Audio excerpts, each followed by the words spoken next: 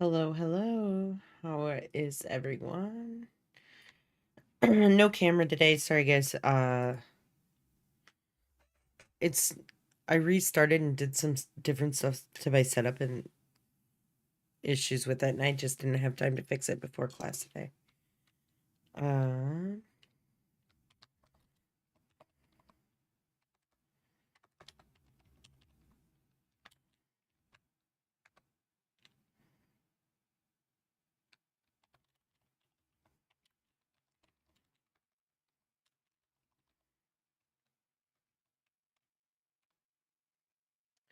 just gonna wait for a few of you guys to pour in.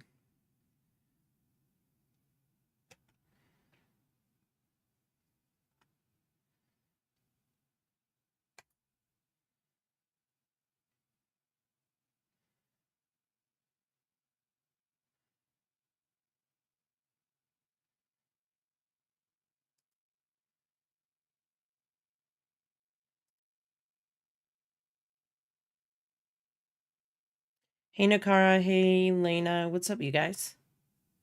How are you two doing? What's up, Keith? Everyone's in the chat. We're gonna get ready and start answering questions here in a minute. Oh, I'm just getting some stuff ready. Sorry, guys.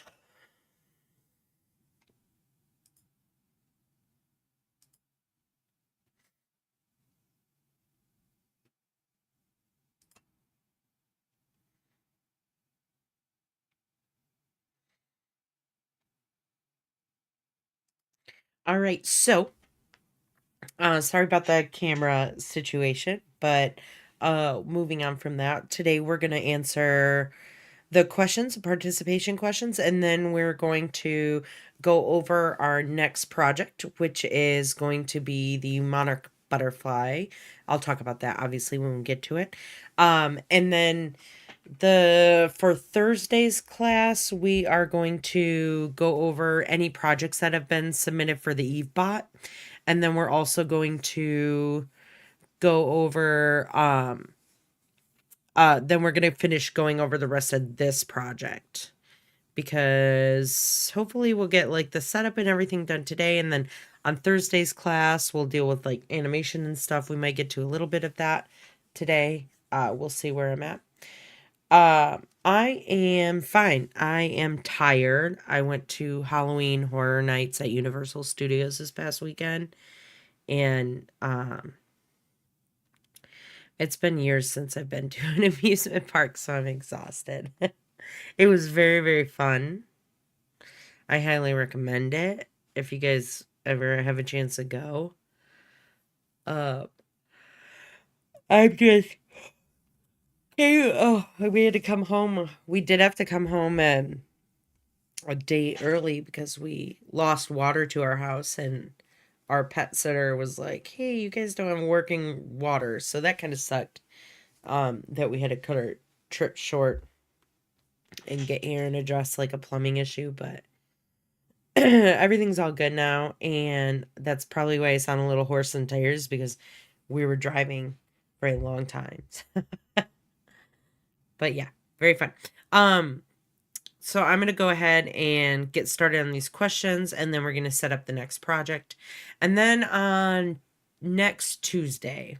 So obviously Tuesday is Halloween, and I usually don't hold class on I'm not going to hold class on Halloween, because a lot of students, everyone has plans and stuff to do stuff. That doesn't mean we won't have work for the rest of the week, but next week's going to be like an easier week as far as like what we're going to do. I think next week is going to be our first review assignment, or revision assignment. So what you guys will do, and I'll explain this next week a little bit on Thursday's class. But next Tuesday's class, we're not going to have it. I will set out an announcement. I probably will have you guys send in participation questions, but I'll answer them on Thursday's class. And then, so I'll probably have them due on the like first at some point at night, right before the day before class. is when I'll have the participation questions due. And then on Thursday's class, we're going to talk about the revision round and all the kind of stuff that you need to get to it. Anything that's like left over from this project. But other than that, you guys are moving along quite well in the class, I would say, on your projects. No one's really falling behind too much on this. What's up, Audrey? How are you today? But if you guys need to get in projects before the revision round, I highly recommend it, because if those projects are not included in the revision round video, then you won't get credit for them. So whatever's not completed right now, you're going to want to get in so that you can get credit for it on this future assignment. But yeah, I'll explain more of that, of course, on Thursday, and then I'll probably stack those two because the revisions are easier to do, right? Revisions might take only like a couple hours to do during the week on all your projects versus like a major project that's going to take a really long time. Ooh, you're eating dinner right now. Might I ask what it is? Do you guys all usually eat dinner before class or during class or after class? I'm curious. I wait until after because my one job ends at 5. Then I'm usually doing stuff to get ready for class until 6. And I'm the type of person that when I'm really busy, I can't eat. I am gonna go to the questions. So here is Audrey's. Hello. For today's question, for this week's question, I was wondering if we are doing more, if we're gonna do any Adobe Animate assignments later in the future. And my other question is, this is a past assignment, but when I was turning it in, for some reason the rendering on the dice wasn't working. If I press Control R, if it does it. It shows it rendered like this, but in the actual video, the rendered dice was showing, it was just showing like the squares in the pixel like this. Oh, the geometry was just showing. I was wondering how to fix that. Okay, so And let's go through about all. The first question about Adobe Animate. We do not have any more assignments in Adobe Animate. But with that being said, that doesn't mean you can't bring your assignments into Adobe Animate and add a bunch of stuff to it, right? Like while you're like to add flair to it, you can always do that. And I always really recommend students, like, if you guys are hand drawing, the hand drawing thing, not everyone in this class is necessarily like a hand drawing. Like, a lot of people don't necessarily feel comfortable in art, and art is kind of subjective to look at and stuff. We just don't have a lot of Adobe Animate things to give you guys, but I'm okay if you guys add stuff into your projects with that. Like this project today, you guys might have the opportunity hand drawn some elements in there. Because we're talking about monarch butterflies and their migration patterns. And so maybe, while we're talking about it, I can see what we can do. There's a scene where they're flying across the screen where there's multiple butterflies, and maybe you guys could draw like wind behind it or something like that. The other thing is that we're going to have a complete 3-scene animation where you guys do all of everything together. You're going to create your story, you're going to create your voiceover and your script and all that kind of stuff. We're going to talk about that once we get there. But that's a great opportunity for you guys to jump into Adobe Animate again as well, which I'm totally okay with. So if you want to take those opportunities to do that, that's completely fine with me. And then as far as the principles of motion design in Cinema 4D, let's check here. That was under the squash and stretch one. Let me open that here for you, Audrey. I think it's because your render settings might be not checked appropriately but we're gonna see. Lena has dinner during class. Good call. After class, Nakara. Let's see here. I pulled up on the side. Bring this over.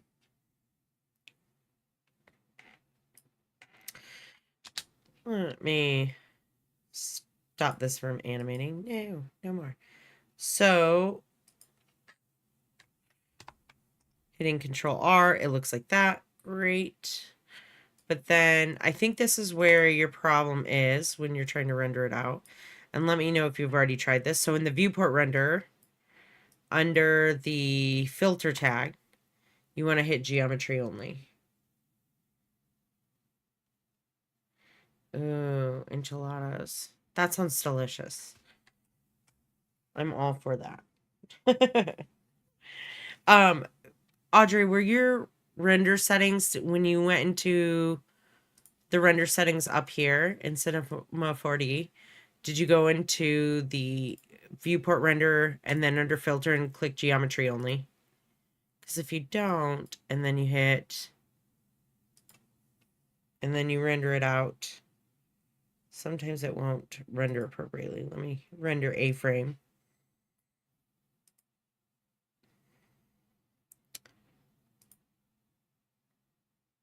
I'll just do that. That's fine.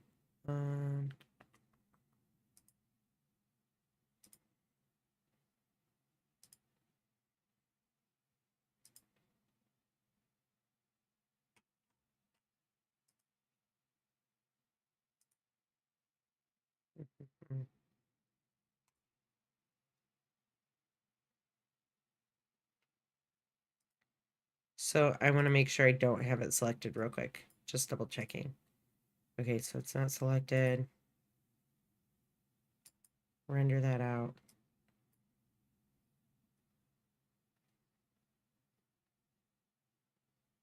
And it's rendering with all of that stuff. Because I don't have the render settings appropriate. But if I were to do that and select geometry only, and then render it out. Yes, overwrite. Weird. You're getting the same issue here?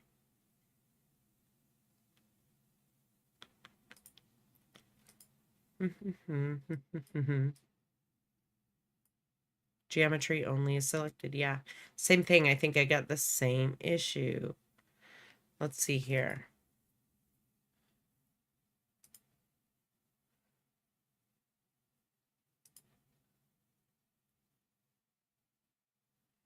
Save. Desktop. Current frame.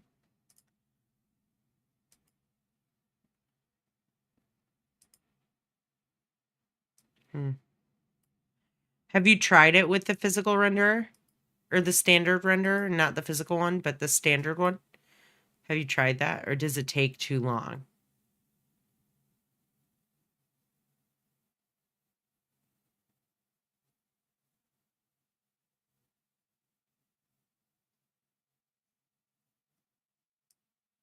I would try it in this one. If you have to render it down smaller at the 1280 by 720 in order for it to come out that way, and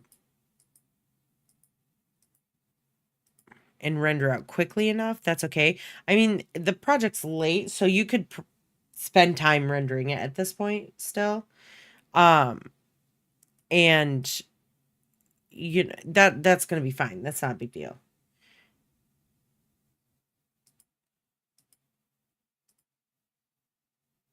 I would definitely try the standard renderer. Let me see if it does it again. That is weird though. And then I've been, you know, I had updated my Cinema 4D and now like everything's in the Redshift renderer.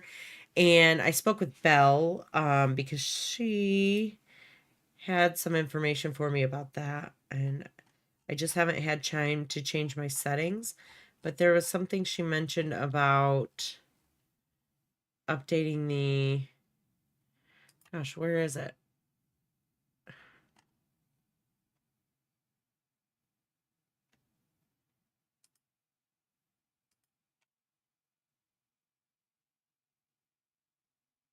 I'm pretty sure it was in the Slack channel. Either way. Have you tried with that though, Audrey? Let me know if you tried with that. Let me try one more time. Output. Maybe if I shut off the alpha channel.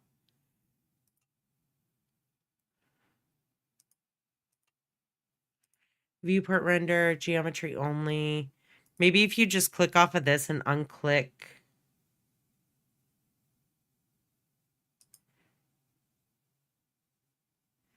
certain things.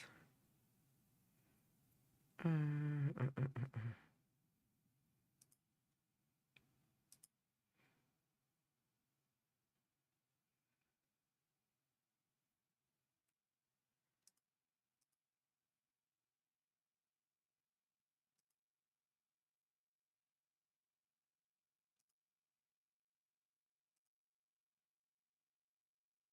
Let's see if this works.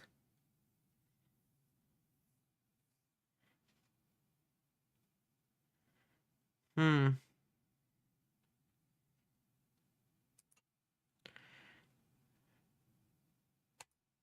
Let me still hit geometry only. Let's close this.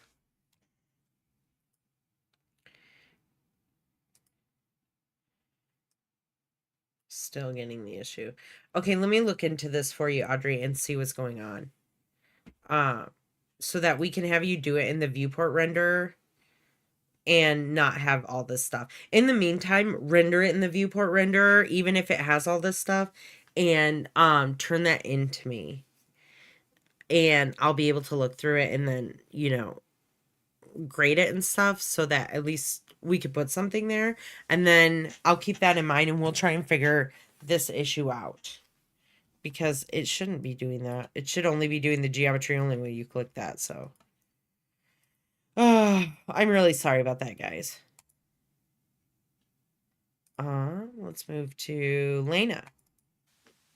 Hi. Hey, First, I want to Lena. explain why I had trouble implementing our feedback on shifting the robot arm down by making it a pre-comp. And then I have two questions for the Eve robot project. So first, when we get into After Effects, I made the entire thing a pre-comp because my robot arm was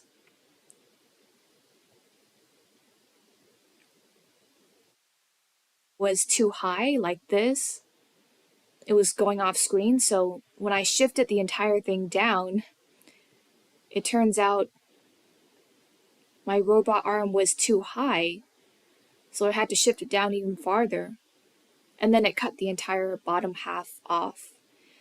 So I think the actual problem was I just drew the robot arm segments too long in Adobe Illustrator What you could do, because I that's guess I okay. just wanted it. I didn't consider that it would be cut off at the end. So, a couple things you could do here, Lena, is you could. The thing is if you scale your robot arm, you could scale it down right from the base. And because everything's parented, it will scale everything all at once for you. But the problem with that then you have to update any of like your animations where it's grabbing the clouds. So you'll have to update that. You could do it that way if you wanted to, or what you would have wanted to do is only pre-compose the robot arm together with the cloud that it picks up, so that when and only the cloud that gets picked up, not the other two clouds that are like as it's going through here and comes out here and it's kind of moving around here. Not those layers, but the layer where when the hand makes access with the cloud. So then when you go to when you pre-compose it, that layer is included in the pre-comp, because if it's not, it won't it'll break the parenting chain from the cloud to the hand or the claw of your robot arm. And when your robot arm goes to throw it, nothing's going to happen. So you have to make sure that last cloud where the robot arm makes contact is actually in that pre-comp with the rest of it. But you'll just want to pre-compose that and not all of this, because what I noticed what was happening is when you were shifting the pre-comp down, it was shifting everything, and it shouldn't be moving things like the pipe or all of this kind of stuff. Does that make a little bit more sense?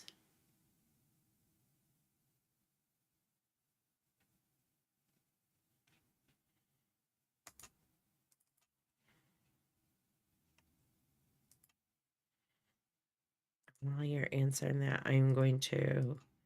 I did, however, grade your updated one and stuff, and I saw that message in there.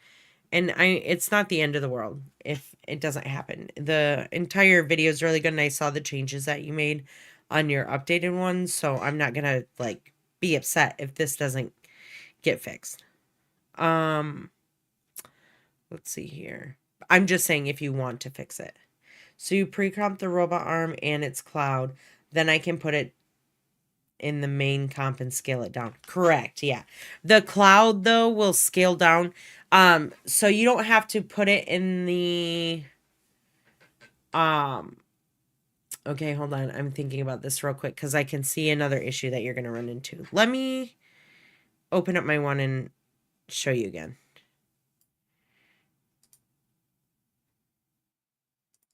Hierarchies and After Effects. Whoa, what is this?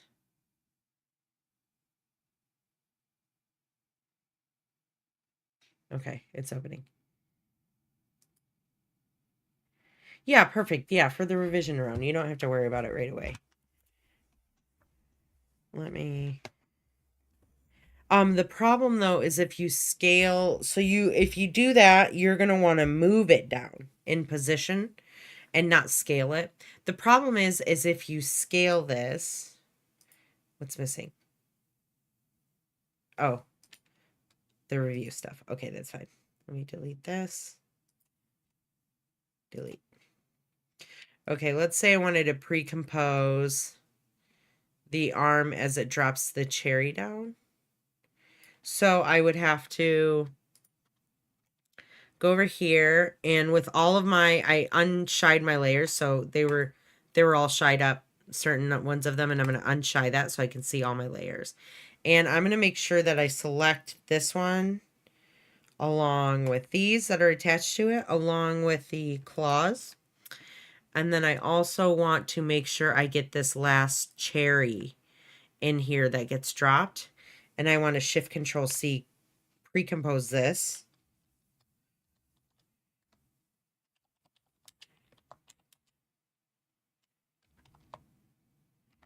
Pre-comp. I'm going to hit OK there. And now what should happen is it should still, let's see. I also have to see how this one moves along with it. And I didn't include this one in, so this one I also have to include in. So I'm going to undo that. And then I'm going to grab this one right here. I guess this one doesn't necessarily have to be in there with it, but I'll put it in there anyways. And now let's pre-comp it. Ryubot. Words, fingers work. Robot arm pre-comp. Okay, now it should comes in, still gets grabbed, and disappears there. Let's troubleshoot this, why it's happening. Why did I do that? Okay, so it must just have to be the second one. Let's grab, well, let's do this. Click off, grab this, these, second cherry. I'm just going to relate. Pre-comp. Now, there you go. Okay, so then if I needed to like move this down more, I could hit P and move this further down and do all that. The thing is, right, so once you do this and you have it in your pre-comp and you move it down so that it's not getting cut off, you're going to notice that the position of this is going to change. And so you're going to need to delete this third instance there and redo that part. So all you're going to have to do is like find where you want it to throw that cloud, where it's going to release that cloud from the grips. And you're going to delete this one, which this one I obviously had a little bit of animation on it. So I'll have to redo that little animation, but it's nothing that major. But just so you know, you're going to have to just redo this little part in order to do that, because what will happen is if I do this, now all of a sudden my cherry is not in the same spot when I move the robot arm pre-comp. When I move this pre-comp down a little bit, the third instance of that cherry is no longer in the same spot. And so in order for it to be in the same spot, I just kind of have to delete this again, like this, go into my pre-comp, go like this all the way, split the layer, and then do the animation again so that it's from wherever this second layer ends up. And then I don't think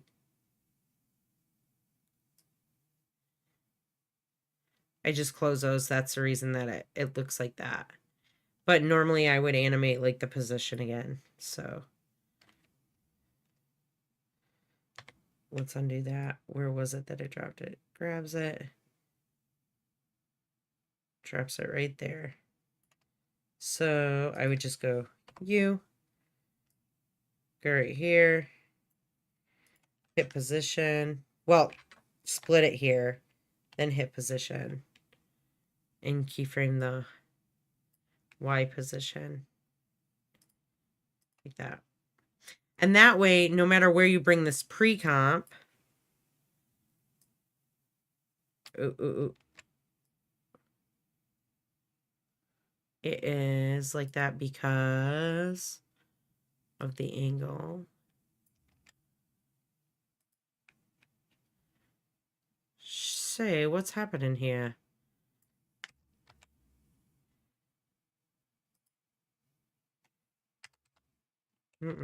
Not like that.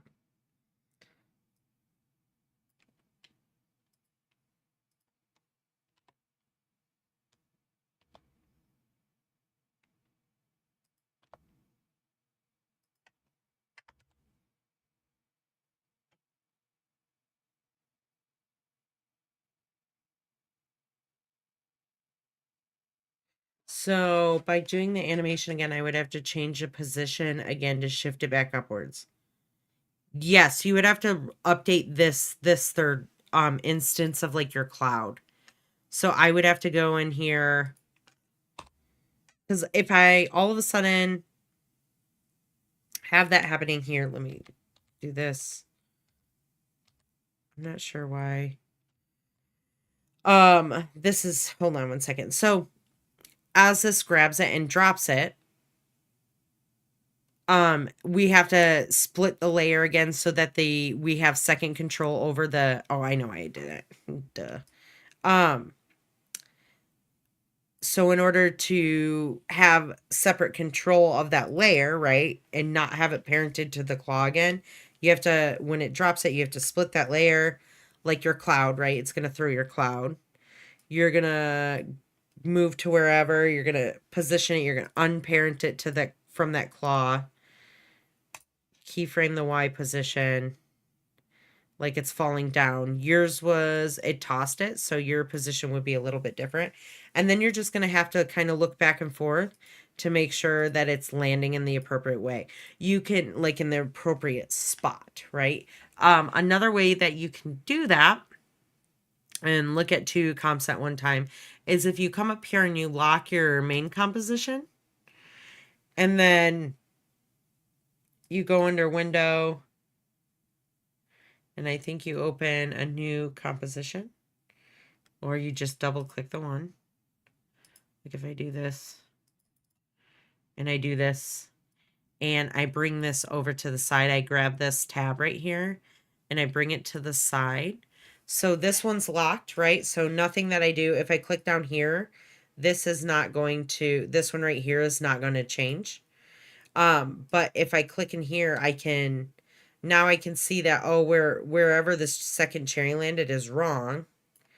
If I want to go back to this pre-comp and play this, so it gets to that spot where it drops the cherry, And I'm like, okay, well, obviously that position is wrong, so I would need to move it up to match where the cupcake is. Do you understand kind of where I'm going with here? You're gonna have to like shuffle things around a little bit more and update the animation of this last instance of your cloud. Mine would be the cherry, yours would be the cloud.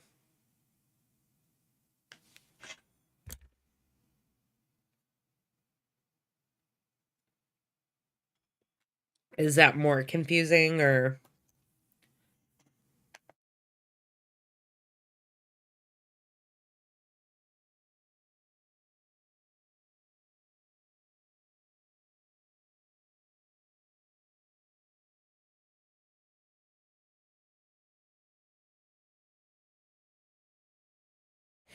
Yeah, the split screen thing is super helpful when you're doing stuff like this. And then if you want to go back, right? So again, let me show you guys how to do this, right? You're like, oh man, I want to see how to get back to the other thing. Or I need to use the main composition as a reference to where I need this to land. You just go to your whatever composition you want to see as like the main one, and you're going to lock it. And then you're going to go to your pre-comp, or then you're close that pre-comp up, and you're going to double click and open it, and it's going to open another composition tab. And this one you're going to just click right here and drag to the side slot, and then I'll have two open.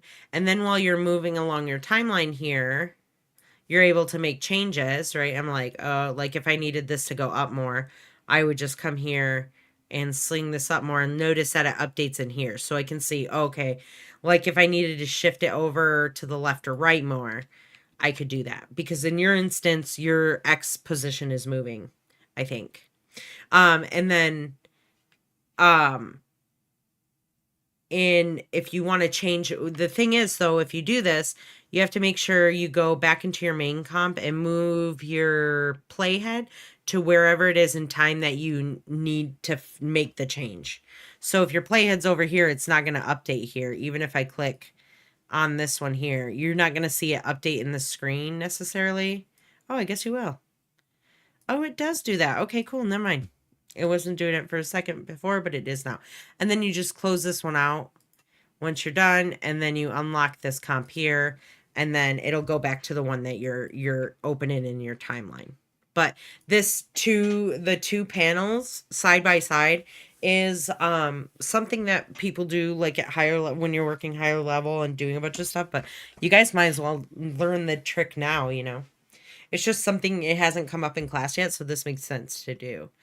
But yeah, if you do that, I think you should be able, you'll be fine. But you're going to have to make sure that you are grouping and pre-comping that cloud once it's being picked up by the hand, or else it'll break the parenting chain. So as soon as you put one thing, it's like it'd be like, I guess, having two documents paper clipped together, and you want to take the one document and put it into the folder, you have to bring the other one along, right? It just allows it to not change up here. So when it's unlocked and I'm in a composition down on my timeline, and I change the composition, it's going to change what I see in my scene. But if I lock this here, it'll keep this in here no matter what composition I am in down here. So if I'm selecting these different compositions, what I see in my scene is going to be whatever I've locked it at, which was the main assembly line comp. But if I unlock, if you know, that's why in order to see it side by side, you have to go to the one that is like your main overview that you want to look at and compare. And then you're going to lock that one. You're going to open up the other comp like this. So it's going to open up a new composition tab here. So you have to make sure that it's kind of closed out here in order to have it reopen that new comp up in your scene. And then that can be unlocked, and then you're going to move over here. And then this one, no matter which ones I'm looking at, will stay the same. But because this like scene over here isn't locked, it's going to change based on whatever composition I'm in on my timeline. but this one will remain locked. Great way to compare things. And then as soon as I unlock this, it's going to just, it's pointless, right? Because it's doing the same thing as I'm seeing right here. But yeah, new tips and tricks every day. All right, so I'm not going to save that. And then let's get to your questions inside of And I just wanted to your other one. expand like this and then hinge on the joint like so. So now I learned my lesson and I shouldn't have made it so long in Illustrator. That's not your problem though. You're okay. That's, you know, you could have adjusted it in Illustrator if you wanted to, but there was nothing wrong with the design. It was just overall like this the size of it, just as it extended out. In the first place. Should I just leave it the way it is so far, or do you have any other recommendations for this problem? And moving on to my first question for the Eve Robot project. Over here, when I was watching your old video about animating the motion capture, you wanted to move the robot off to the side, like off screen, before you started animating using Cappuccino. And when you moved it, instead of moving it from the subdivision EveBot, like I'm doing now, you moved it from, you clicked the body and you moved it to the side from the body layer. Is there a reason why we have to move it from the body instead of the parent subdivision layer? I guess I didn't really notice that. To be honest, I guess you caught something that like I didn't realize that I did in the beginning. Did you try using Cappuccino with the EveBot subdivision layer? Did you use that? I wonder if it was just automatic. I just grabbed the highest of the thing of the like chain here. I think that because the reason I think it worked for that is because the body is a child of the subdivision surface. And so no matter what the body does, it's still the child of this. And this is always going to be like smoothing it out. And so I think that's why I thought I saw so when you grabbed it. Did you we could always try it later. I think that it would work with the subdivision surface.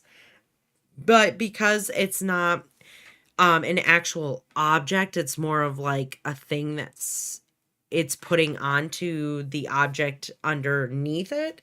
It's not a big deal. Now, if this were an actual object itself, so if it weren't just a subdivision surface, but let's say it was like a pyramid or some kind of like primitive or another thing that I modeled and I didn't grab that, then it would not be included in the animation. But I probably should have grabbed that. I'm happy you caught that. And I'll make sure to mention that in the beginning. I probably should have grabbed this and animated by this. But the Eve body was fine because that's technically the highest part of the geometry. Or let me rephrase that. That's the highest part in the hierarchy of the objects that I have. And then the subdivision surface just kind of applies it to everything underneath it, no matter where it is in space. So that probably could have been the one thing that I did. But I haven't tried it. I guess I didn't realize that, and I haven't tried it with the subdivision surface, so I don't even know if it would work. It might not even work. Let's see.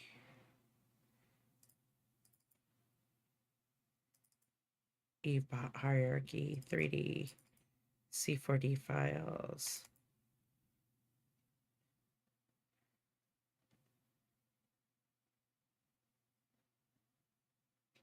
Of course, it's going to open on the other side.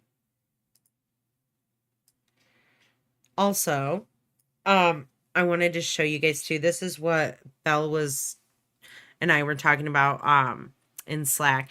the RS is redshift, right? So it's a redshift sun and sky, a redshift sky, redshift environment, and a different stage. Ooh, what if I hit that? I forget what the stage is. And so I have to kind of figure out what those are specifically before we start working with them. But you apparently can put things in more of like a standard mode because there's like a redshift camera and all of this stuff that I have never worked with before. And so there's some settings that you can go through. Like I said, I haven't done these before class today because I was so busy, but I'm going to check these settings probably tomorrow at some point and see how I can work with this or see what I can do in here in order to do that. But that's the reason that these materials were looking all funny too, is because it was in like a node. They call them nodes, NODE, and you connect one to the other. And I'm not used to texturing materials in 3D that way. And so when it came up, I was like, oh, I don't. I mean, I've done it in the past before, but it's not something I'm super comfortable with. So I have to kind of figure that stuff out before I teach you guys. But let's grab the subdivision service. Let's hit cappuccino.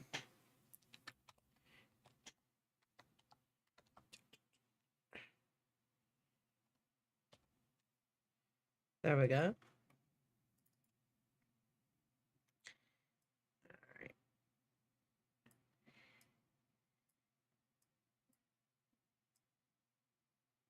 Whatever, I'll just move it like this.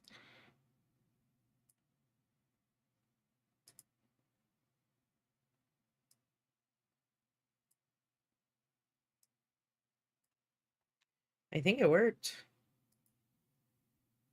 Yeah. So it does work with the subdivision surface. So if you wanted to, if you didn't do it, it's not a big deal, but best practices would be to do that. So I'm happy you pointed that out.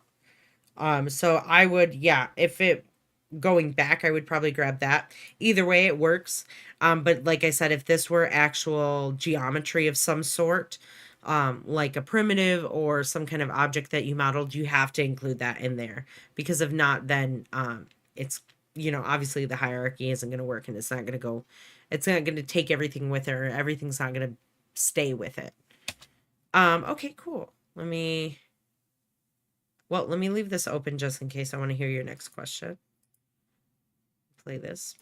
My second question is, when we were modeling Eve in here, I think you changed, like this box used to be 4 segments, but you changed it to 3 segments on the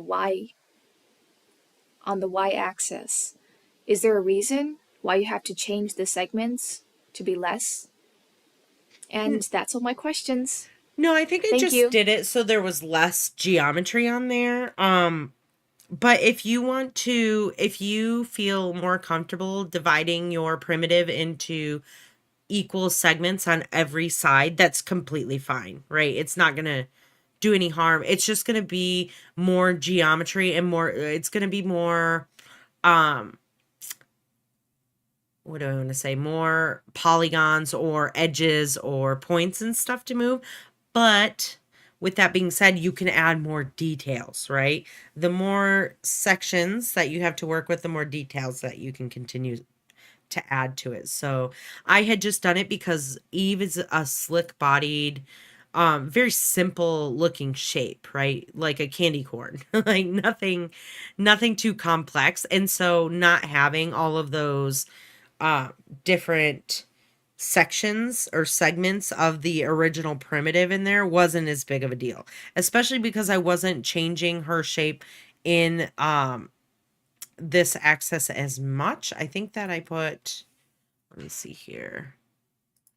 If I grab onto Eve, bring her back onto the front. Let's see these keyframes and delete them real quick.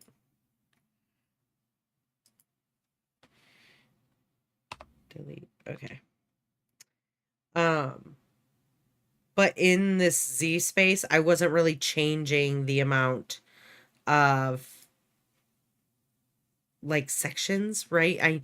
I really needed to work mostly in this plane, the front view and update the shape of it in this front view more versus this side view as much.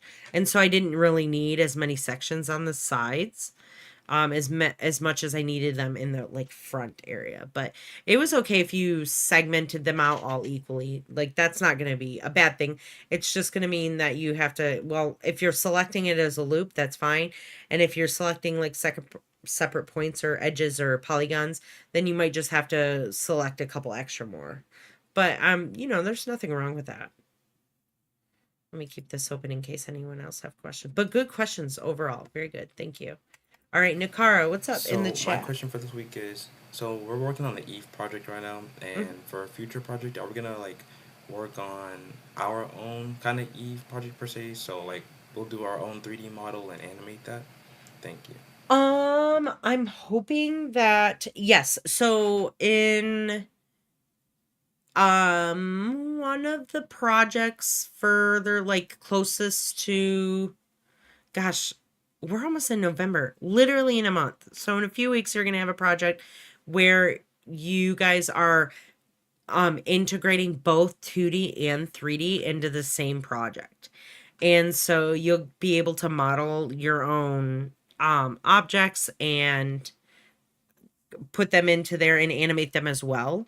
So that's really the one where you get kind of more creative freedom on that. I think the logo animation where we do like a 3D logo and animate it, that one's not really of your own design. You don't really model it, but you can choose how to animate it differently. But that project might, I don't know if we're going to get to that project this semester because we have more to do. Um, but we might possibly get to that. And then if we do get to that one, I might shuffle that one up a bit, possibly. But that really comes more like with like the more introduction to modeling and materials and stuff like that come in the other 3D classes that you would take with Dr. Casey Farina. He does a majority of his work inside of Cinema 4D. And so he will have you guys modeling all sorts of stuff in those classes. I think they model things like, let's see what kind of stuff they're working on in the 185 class. Let's kind of bring this over here so you guys can kind of see what kind of stuff they're doing. AVC185 if you want to take that with Dr. Farina next semester. And they're modeling all sorts of stuff and working with all different types of things. Like they're modeling forks and spoons and stuff right now. So different with silverware. I've seen this as like lanterns. Learning about the mesh, like checking the mesh and animating, or the mesh is like your geometry and you can texture the mesh. It's texture the mesh. Basically, you learn how to add textures and materials and stuff to different parts of your mesh, or seeing if your mesh is appropriate on the shape of your geometry. I'm sure I'm not saying any of that super correct, but he's definitely the one to talk to with that. And that class is really cool. I've been seeing some really cool work come out of there. So if you guys want to do more of that, I really highly recommend signing up for those classes. Jesus. Hello, my question for this assignment was that while trying to do the viewport render, thankfully I have enough time now to do the physical render, but when doing the viewport render in the future,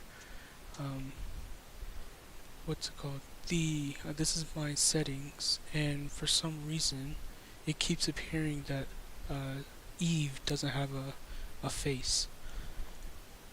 What do I change within my settings to make Eve have a face? Because I think this problem.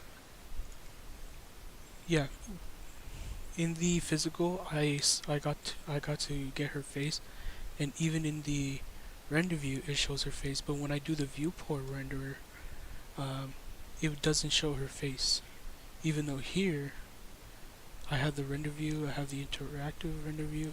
And it It still shows her shows her face in face, there. There but must be no matter what, something. it will just what's it called? There must be because Audrey's having the same issue with this. Like some things are acting weird with like materials in the viewport render. And so I'm curious if they did some kind of update to that and there's like different things that you have to do. I did, however, see that in your um that you did post it. So it looks like you got the physical render working, which looks great by the way. I think this looks awesome. I'm excited to see all your guys' little Eve bots here. So I'm happy that you got it working, but I'm gonna have to troubleshoot this viewport render issue because it seems to not be working for everyone, especially, the one thing you would have had to have done that I know I mentioned to you because we spoke about this last week. You had you had submitted the question, but then asked me later and I talked about you have to rotate the material 180 degrees. But I know you said you did that, and so I'm really gonna have to check this out, especially because that was so weird that it showed up like it wasn't even accounting for your subdivision um surface that you had added because I mean she's just a block. There's no materials added to it. It's just plain old geometry. So um which seems really weird to me. And which settings should I change? Um, with the within here. Oh, Let me pause that real quick. That looks all correct. You've got your alpha channel, you've got this right. Um, within here. I think I mentioned to you to turn on which one was it? Oh, to go into your settings. I think it was your viewport settings as well. Because you had to change that. The viewport settings here. And you had to go under to effects and add the transparency, shadows, the screen, ambient occlusion, which remember ambient occlusion is like when two things meet and it creates like this natural darkening. Not really, it's kind of like a shadow, but it's just like looks darker in that area. It's like how do I explain it? Like two walls, when your walls to come to a corner and the corner's like darker than the rest of the room, that's kind of like the ambient occlusion. I literally have a hanger on my chair and I didn't even recognize it until now. Crazy.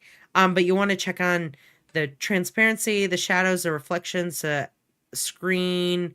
Gosh, what does the other S stand for? Something screen ambient occlusion. But either way, you want to make that sure that's checked on. And then,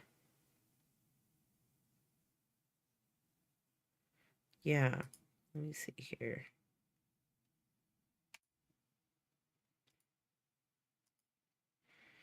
And then I think that should work, but I'm definitely, yeah, materials are on.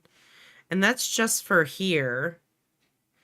But let me look into this for you guys because if you are having to if you don't have the ability to use a viewport render and your computer can't handle the physical render, that's going to become an issue.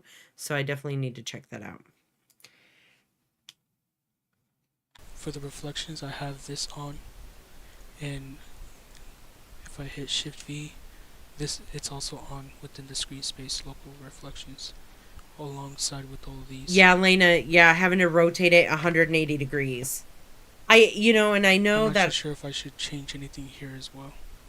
he and I spoke, and he said he had rotated it 180 degrees. So I'm curious if something else is going on with that in the viewport renderer. But yeah, making sure that you rotate it is a big part of making it show up, because if you don't do that rotation, it won't show up. And it's in the very end of one of the videos that it's in the very end of the class that I taught last time. All right, Josh. Let's go to Josh's question. Hi. So Josh. I was just curious about the Eve project. Was there supposed to be a resource pack with it? No, so the Eve project is all on your own. That's why you guys got to make sure you're checking the announcements too, because I did send out an announcement for you guys, mentioning that in order to not fall behind in the rest of the class, we're gonna I was gonna have you guys watch the animation section of the assignment on your own time, and gave a little bit more details. I let you guys know that I wouldn't be teaching the second part of that tonight, that we have to kind of move on to a new project so that we can stay on track and not get too far behind, especially because I'm giving you guys Halloween off. So we got to stay on track with all that stuff.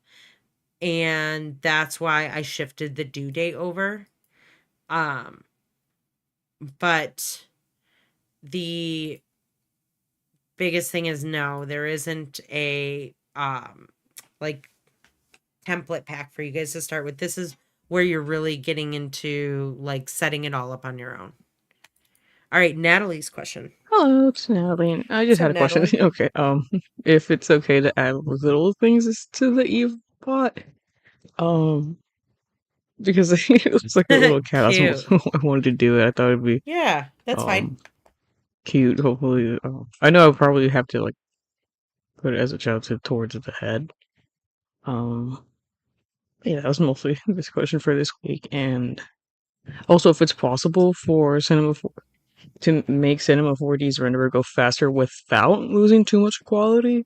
I know we have a viewport render as well, but it makes everything look kind of wonky for me.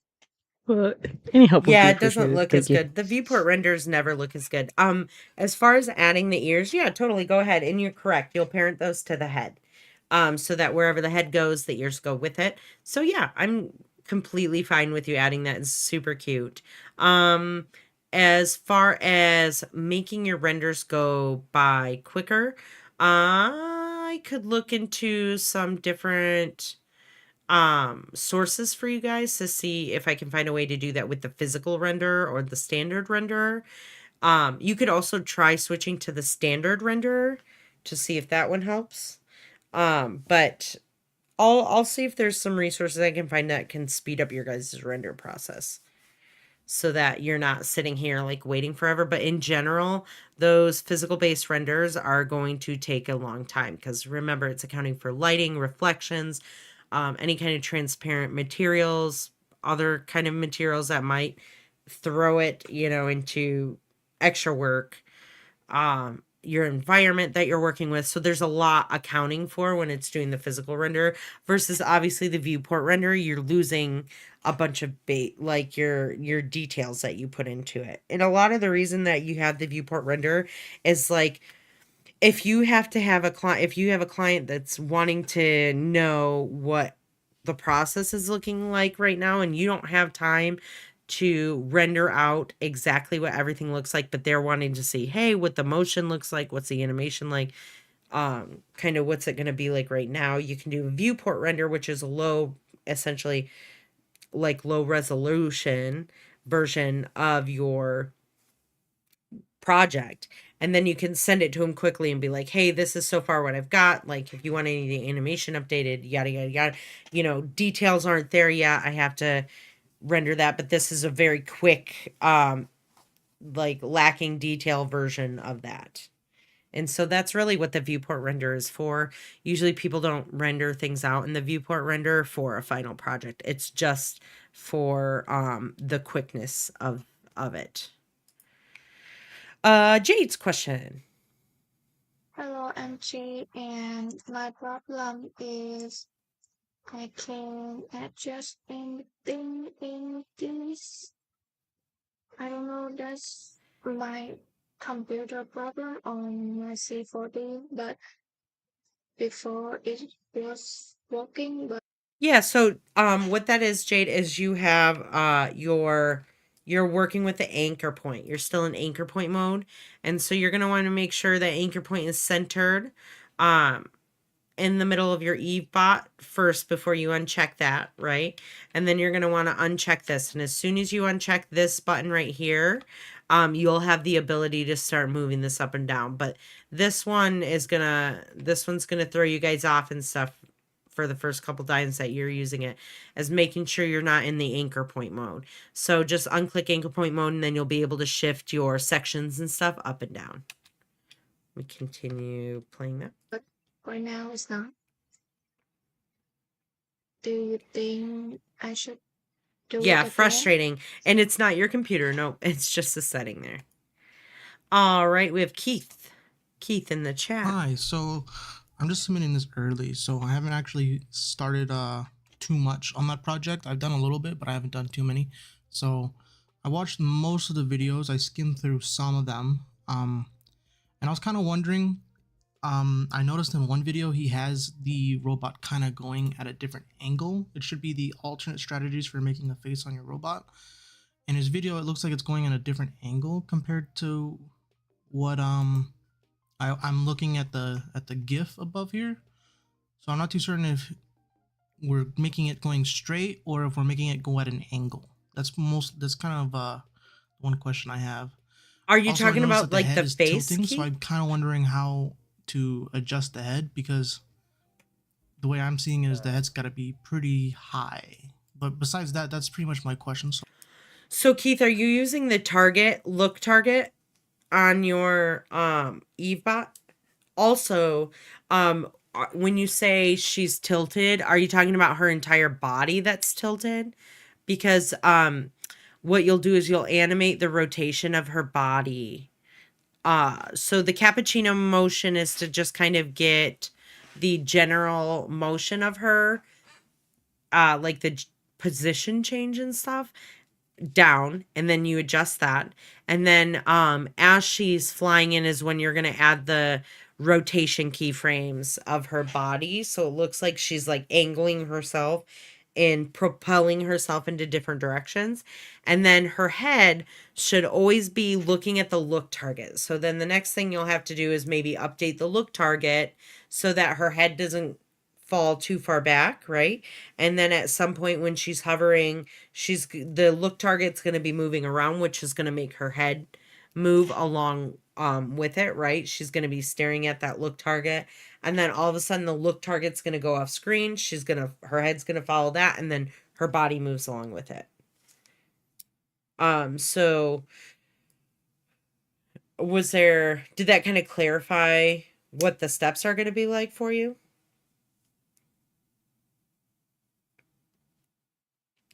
Or do you have like more questions on top of that?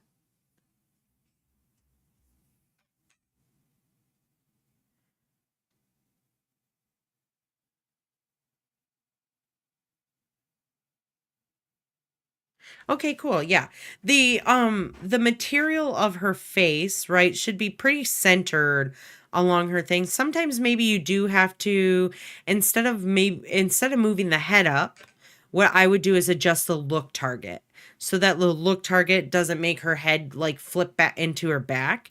But if that's like constantly if you're like moving the look target and her head is still hitting in her back, then that would be time to be like, okay, maybe I need to adjust where her head is and bring her head up a little bit further, or her torso down. Either way would work.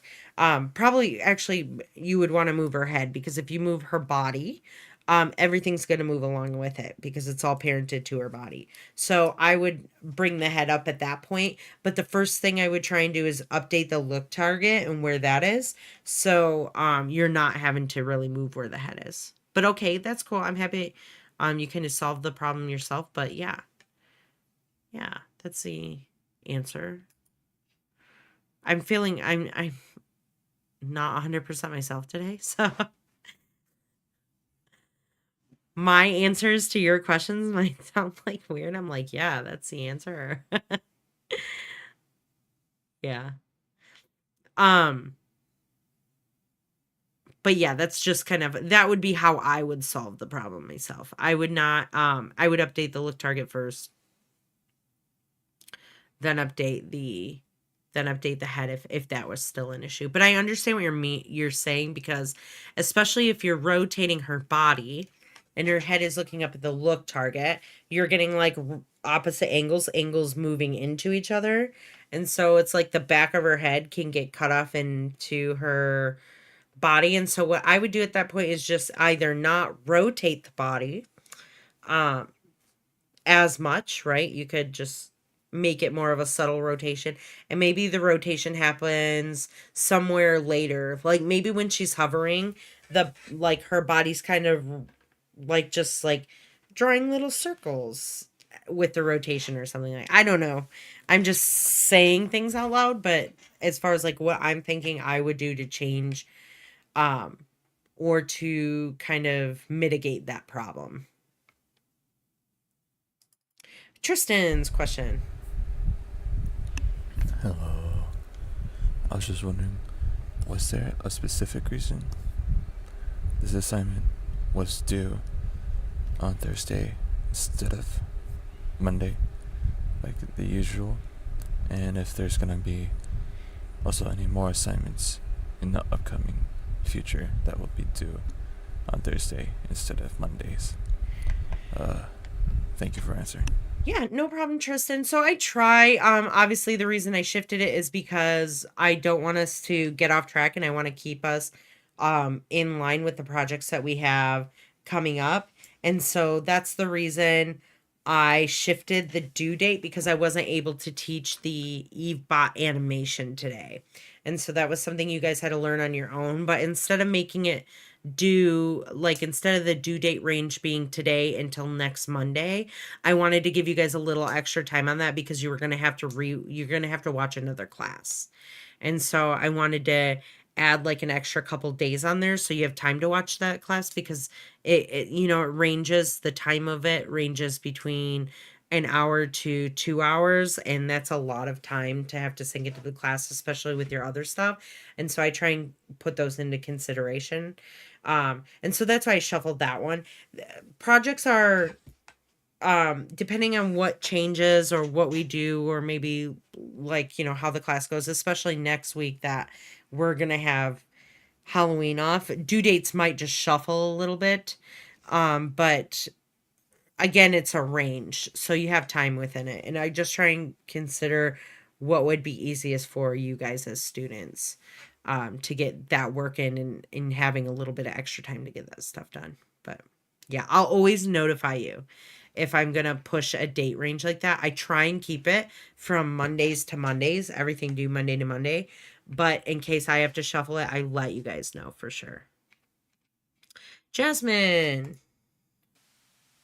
Hey, I don't what's have up? a question for this week, Okay. but all I gotta say is that I'm enjoying this class, and it's actually been Awesome. really helpful, especially After Effects, because I'm taking a video production class, and all my edits, like I use a lot of, I use Premiere Pro to bring the video together, but then I import it to After Effects, and I do all my text.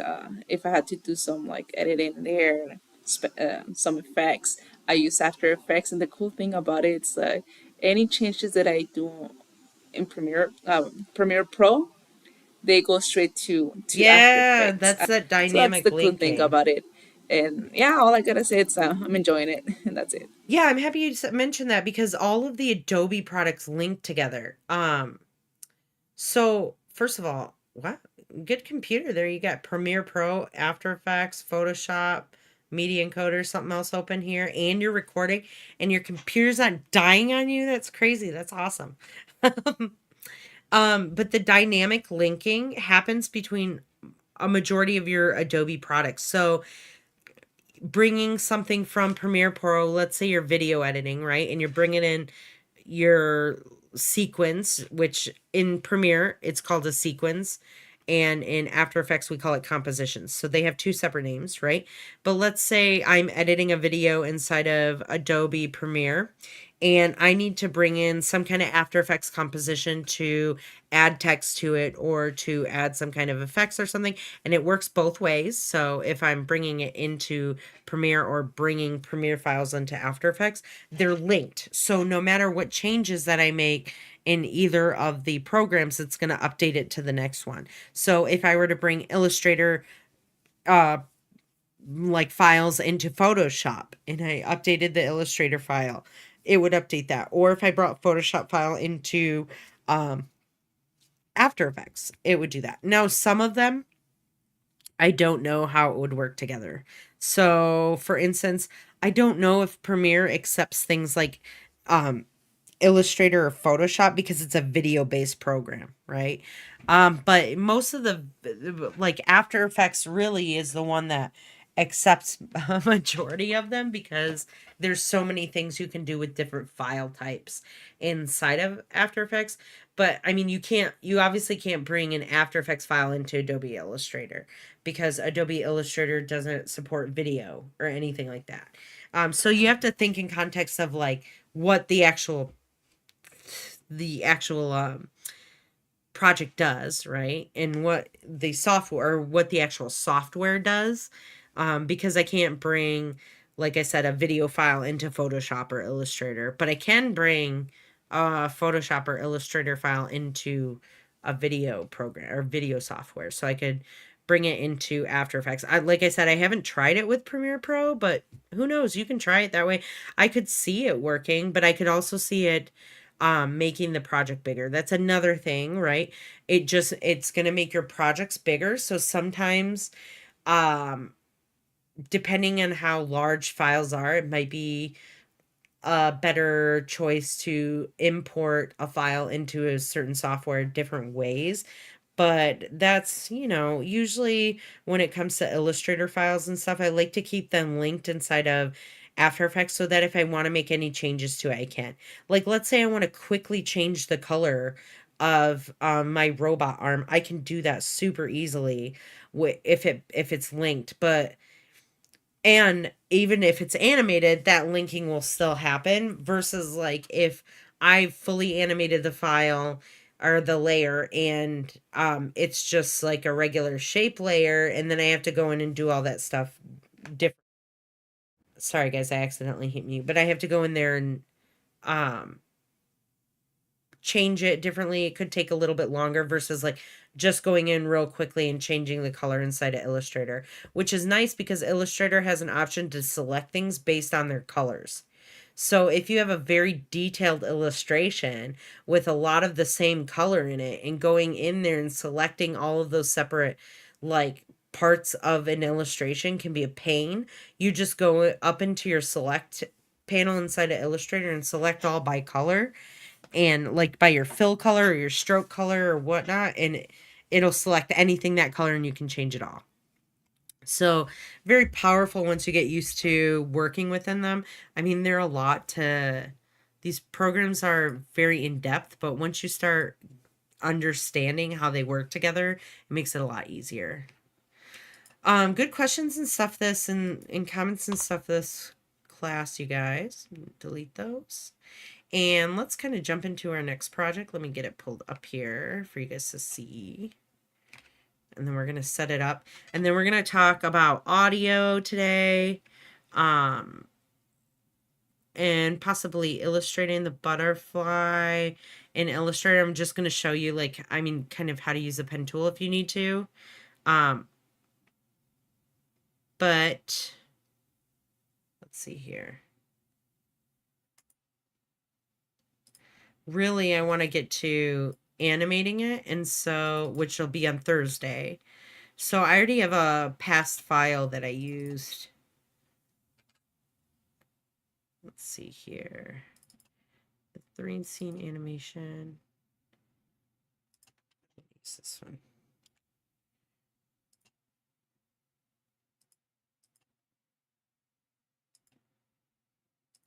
All right. Paste this here. This was one that I created for last semester, and so I'm just going to use that again. But I'm going to show you guys how you can kind of create like a monarch butterfly illustration just very quickly with the pen tool, but I'll show you a little bit more here. Let me pull it up. Let me pull up the assignment very quickly.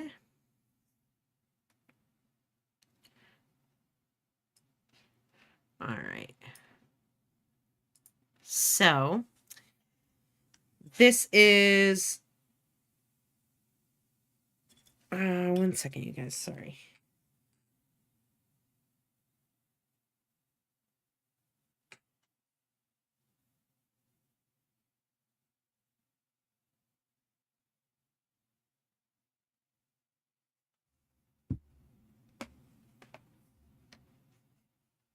I don't know what's going on. I'm getting like 30 million things.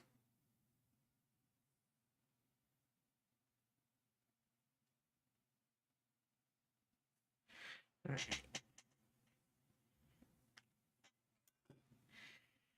All right, so we're going to be creating this. Let me see if it'll play here. Every Perfect. winter, monarch butterflies migrate from North America to Latin America. Monarchs use a combination of air currents and thermals to travel thousands of miles.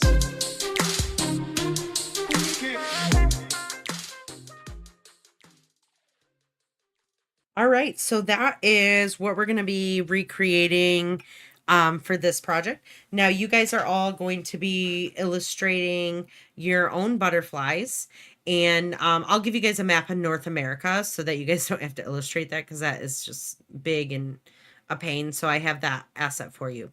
But the biggest thing to notice here, and then we're going to be backtrack real quick. We're going to be illustrating our own like background and creating like this kaleidoscope of butterflies going through. But the biggest thing to notice is that we're taking 3 different scenes of different animations and we're putting them together to create like a story, right? And so with that story, not only do we have audio, but we have music as well that we're going to be adding into that. I'm sorry guys, one second. I'm just gotta pull something up over here. Pull up my notes.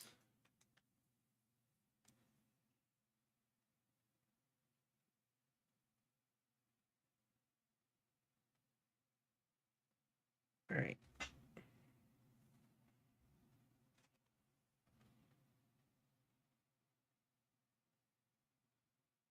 All right. So I'm going to be teaching you tonight on how to add in the like how to work with audio inside of After Effects and just kind of a little bit about audio, I guess editing slightly inside of After Effects. After Effects doesn't handle audio very well.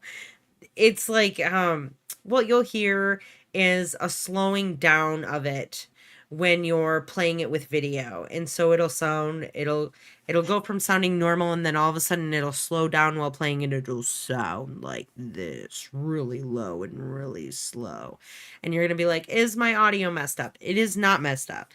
It is just the way that After Effects prioritizes what you're working with, right? Because After Effects is a video program first, so it always prioritizes your visuals before it prioritizes your audio. And so we're going to kind of bring some audio files into After Effects today and we're going to get them set up, and then possibly I'm going to show you guys how to use the pen tool inside of Illustrator in order for you guys to start working on creating your butterfly. And that way you can use kind of a combination of not only the shape builder tool that I showed you guys last or on the robot arm project, right? On how you can utilize those skills that you learned inside of Illustrator, and then also with the pen tool inside of Illustrator to create your butterflies. And then on Thursday, like I said, we are going to start animating, but I'm going to post this so that you guys can go ahead and start looking through it.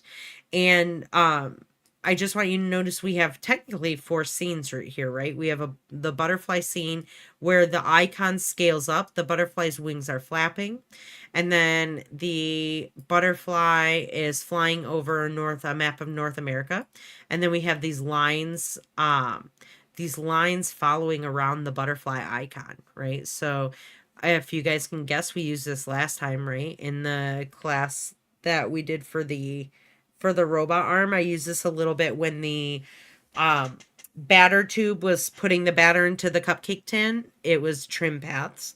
We're going to use that again in this class for this. And then we're going to learn how to animate along a path so that our object follows along this invisible path that we create. And then we're going to take all of these butterflies and duplicate them and create like this kaleidoscope effect. But if you also notice, there's like a parallaxing effect that is also happening in the background where the clouds are moving to the side. There's a little bit of distance in between the mountains. And then we also have a final scene here where it is going to be your name in credits. It's not going to be Casey's name. You're going to put your guys' name in credits here. And so I have a few sources here for you guys to start with, right? We have the audio, so the music here that you guys will need to download. And then we also have the voiceover done by Casey Farina. He sounds so good on audio versus me. I do not sound that great in a voiceover. But I can always do a voiceover if you guys need to. Lena asked if this assignment is posted on Canvas. Yeah, it is not. I'm going to post it after class today. I'll post it actually here. Let's post it right now. And then the due date for this, I'm probably going to make between, let's see. So your next one is due, your one for the EVBOT is due the 26th through the 2nd. So I'll put this one, I'm still going to have this one due the 30th through,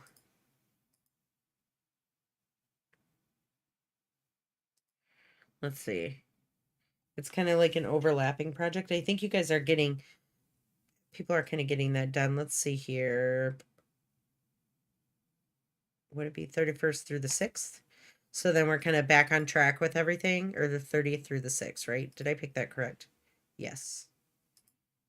Yes, okay.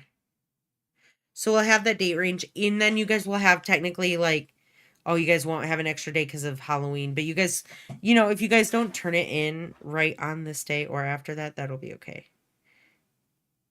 No, you're going to use a voiceover file. That's provided here. You don't have to make your own voiceover yet.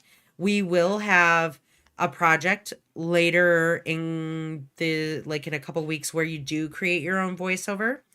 And actually that project is probably after this one. Let me check. Yeah, well, we're going to do the revisions, and then I'm probably going to pass on this project, and then we're going to start creating a custom one, and then we got another one. So yes, so in a couple weeks, you guys are going to be doing your own voiceover. Now, if you guys have problems with doing the voiceover, you guys need help with it, I am always here to help with your voiceover. But you guys do have to write your own script.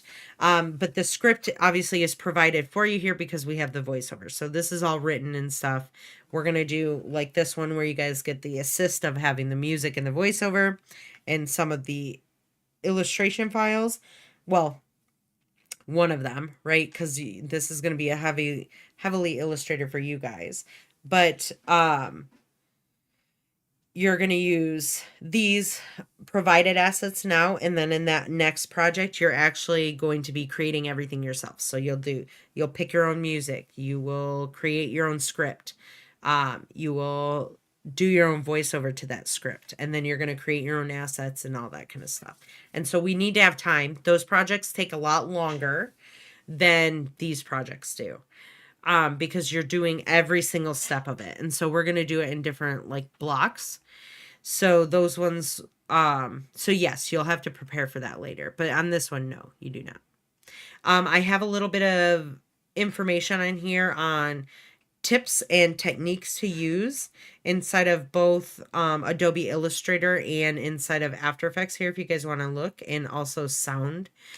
This one talks about, let's see, different, like once we get into it more, you guys will understand this more once we get into the animation, but animating along the path, like the process that it takes to it, drawing a line using the path, using the wiggle effect, which is going to be another expression we're going to use, looping an animation with the expression that we used before, which will be easy. And so that's just kind of a reminder on how to do that. We also have some information on here about, let me do this, sound, using sound inside of After Effects, which I'm also going to go over today, using the LL shortcut to see the waveform. We're all going to get into this. So these are just kind of reminders and notes, essentially, on how to work with audio inside of After Effects, and then some notes on like different uses of tools inside of Illustrator that you guys can work with to create the butterfly. So let's go ahead and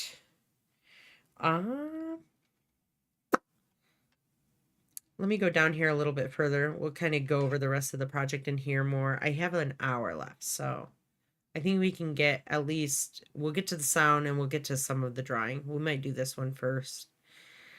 But the list of assets that you'll need to illustrate the following butterfly parts. Like when you guys go into illustrating it, you're going to need to create a butterfly body in the top view, a butterfly wing, only one side, right? Because kind of similar to how we did the other claw inside of After Effects by just duplicating it and reversing the scale to -100, and it'll mirror it to the other side. So that cuts down on a lot of the work, right? Because you only have to create one wing. You're gonna have to create a butterfly body in the side view for the butterfly that's going in the kaleidoscope that's kind of flying, and the Every wings are winter, flapping in the side. miles, So this one right here, thermals to travel thousands of miles. this should be a little bit simpler. The butterflies are pretty easy to illustrate, and then you're also going to have to illustrate an outdoor scene. So mountains, trees, clouds, those kind of things. I've also had someone illustrate a Southwest scene for their background, which I was totally down with. They created mountains with cactus and tumbleweeds that were going across. So that was pretty cool because monarch butterflies do migrate south. So this can be based on maybe their migration patterns that happen. It doesn't necessarily have to be mountains. But it has to be like some kind of outdoor scene based on North America. I go over creating some of these techniques in Adobe Illustrator. You guys can use different illustration programs if you want to for this. So if you don't feel as comfortable in Adobe Illustrator, but you want to use Procreate, I give you guys the option to do so. But if you do, just make sure you're exporting it as a PNG with an alpha channel, and that you make sure your assets are at least 1000 pixels by 1000 pixels, so that when you bring it into After Effects and you have to scale it, it doesn't look pixelated if it isn't a pixel-based program like Procreate or in Photoshop.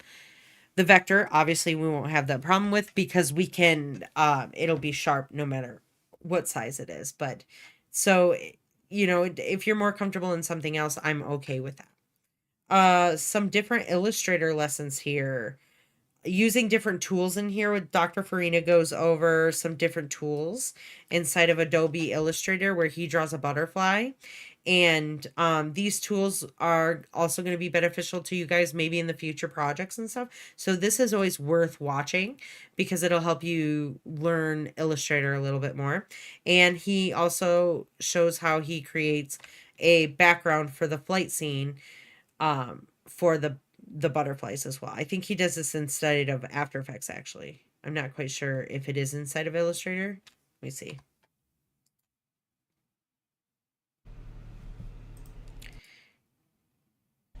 So yeah, he like mixes, I think, a little bit of Illustrator and doing it inside of After Effects. So that's fine. Animation lessons, if you guys want to get ahead and watch us, I have them listed down here as well. And a bonus material on how to do things like adding parallax to your flight scene background and adding the wiggle effect to the butterflies and how to animate grass inside of Adobe After Effects. So if you guys have grass in your scene, you're going to, animating that will be helpful as well. These are also things that will help in the upcoming projects. So if you guys want to watch these, maybe you're not implementing them into this project, but you want to watch them and know these for future stuff, this is great to do. I talk about, it's going to be one single MP4 with all the scenes. And I have these scenes listed here so that you guys know. So we have the obviously the main butterfly scene. We have the icon scaling in with the butterfly in the circle. Butterflies moving over North America with the animated paths. So I want to see that line behind them. And then the final scene, which was a kaleidoscope of butterflies. And then also the credits with your name. I want to see music, the voiceover, or I want to hear music in the scene, hear the voiceover scene, and then your video format, as always, 1920 by 1080, 24 frames a second. And then if you guys want to look at how I will grade it, the rubric. Always look at the rubric here. And I'm doing these by scenes. So I'm breaking the scenes down in this one and then going over the audio as well in design and the format here. So as long as you guys hit all the stuff in these in the rubric, then you guys will get an A. And so let us talk a little bit about sound inside of, let me bring this back over actually so I can download these and set up the file. Let me go here because I think, cool. We're going to create, let's copy this, paste. I saw my chat move, so I will check here in just a second. I'm going to rename this one 07 underscore. Oh, what is that? Oh, my number lock is off. Let's see. This is 3 scene animation. And then I'll just put monarch butterflies. There. Hold on.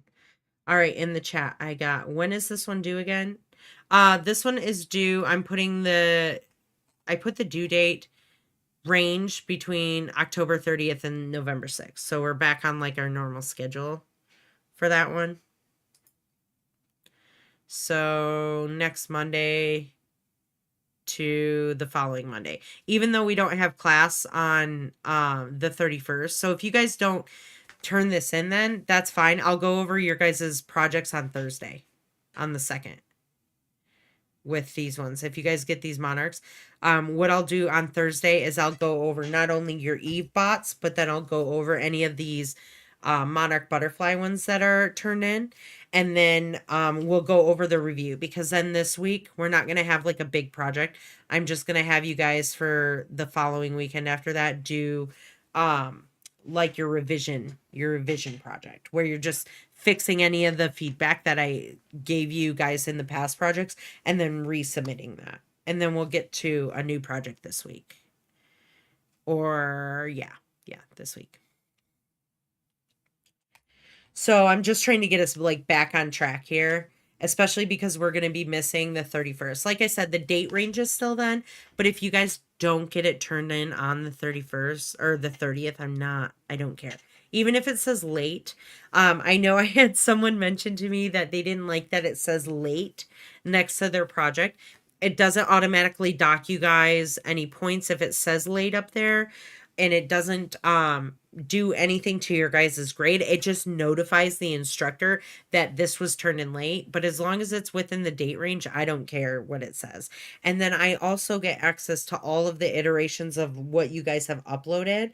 So if you guys have uploaded one and then made updates to it and uploaded that second one before the date range closes, I have access to that second one to grab and to download and look at as well.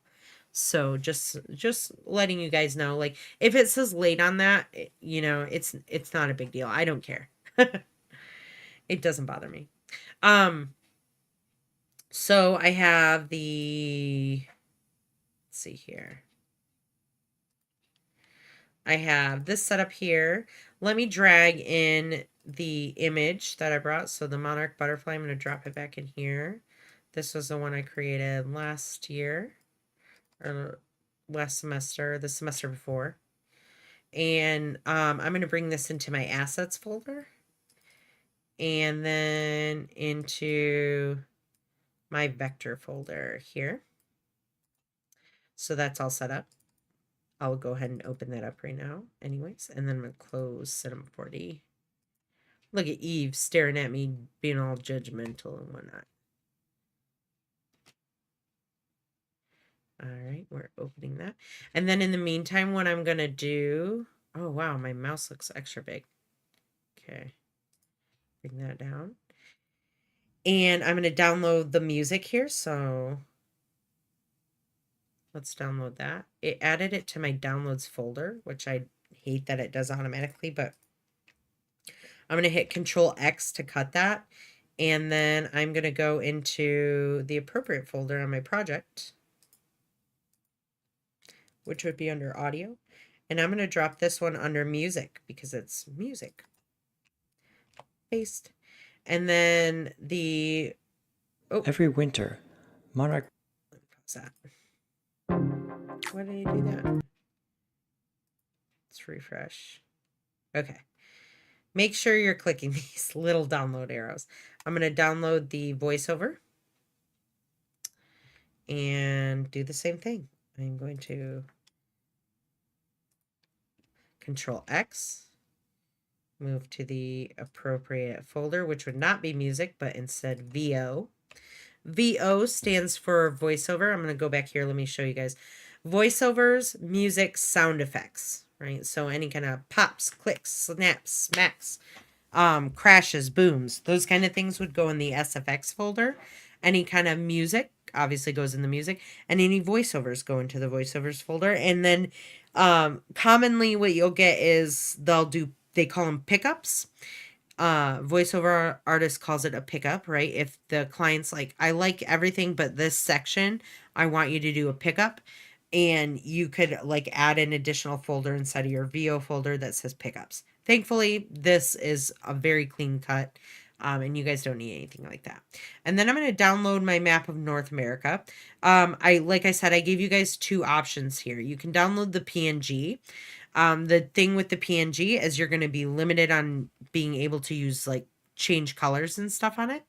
But if you download the map of North America, the AI file, you'll have the option to update the colors. And so I'm going to do that. And then again, go into the downloads folder, select this, Control X. Then go back into my vector folder here. Go back to assets, vector, paste. And then just in case I wanted to, I'm going to download this one anyways. And repeat the process. Control X, because this one's blue, not terrible, but in case you guys want to update your colors, right? Let's go not into vector, but images. Paste it there. All right. So you guys are going to be tasked with creating your own butterfly inside of After Effects now, or inside of Illustrator. Now, I showed you guys how to use the shape builder tool over here and how to really kind of build shapes using different shapes presets that are here and rounding corners and stuff like this. But that's good for more like mechanical things. I mean, you can use it for regular drawing as well, but it doesn't really lend itself as much to like these organic shapes that we have when it comes to like butterflies and stuff.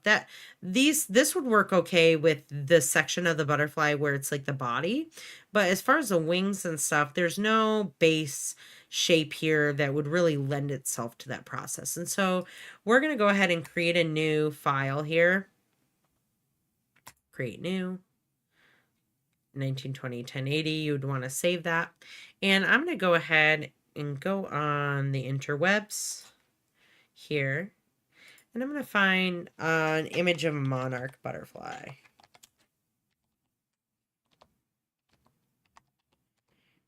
Butterflew. The butterflies, the butterflew, the butterflued. I'm just making stuff up right now. I am in a very weird mood. Sorry, you guys. Okay, and then I'm going to go to images, and I'm going to get me a couple of reference images. Obviously, this one's great because it's illustrated already for you, but let's pick something that's like more realistic. I like this one.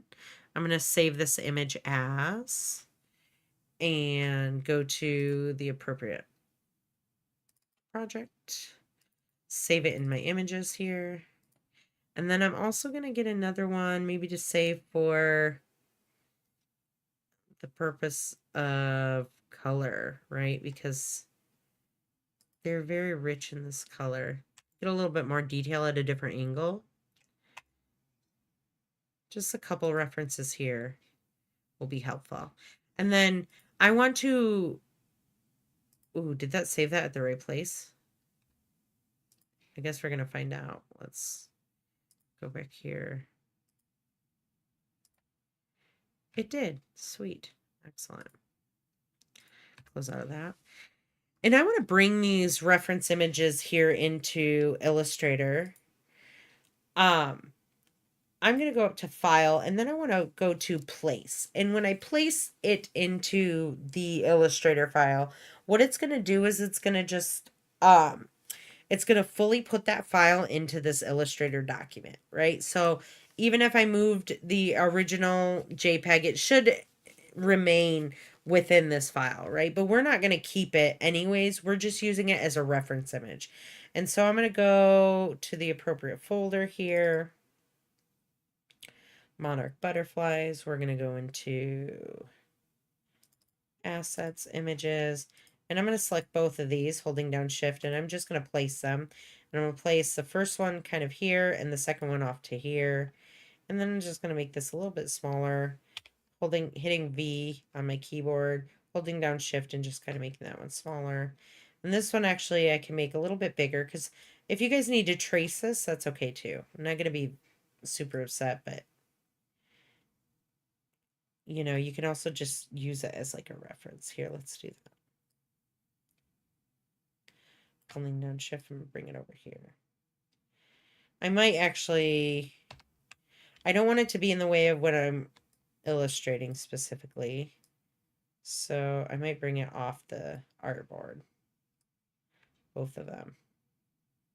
If you want to use it as like an actual, like if you want to get the shape correct, but then you want to do the wing part, like the filling in the wings separately, you can always do this. You can center this, and then we can change the opacity, right? We can drop the opacity down. Let's kind of center the abdomen of the butterfly.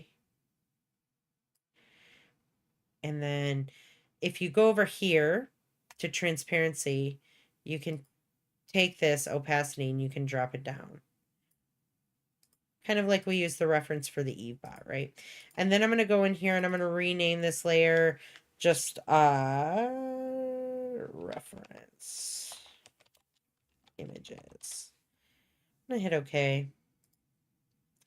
I'm just going to lock that. I'm going to create a new layer, and this one I would rename abdomen.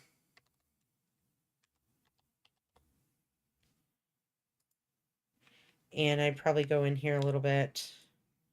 I might want to make this bigger, because 1920 by 1080 and it being only this big within the frame is kind of small, but you can always scale it up, right? And so I can kind of, let's start with this rectangle tool, and I'm going to make it black and shut my stroke off. And I'm going to draw kind of a skinny, like that, like a rectangle like that. And I'm going to round that out.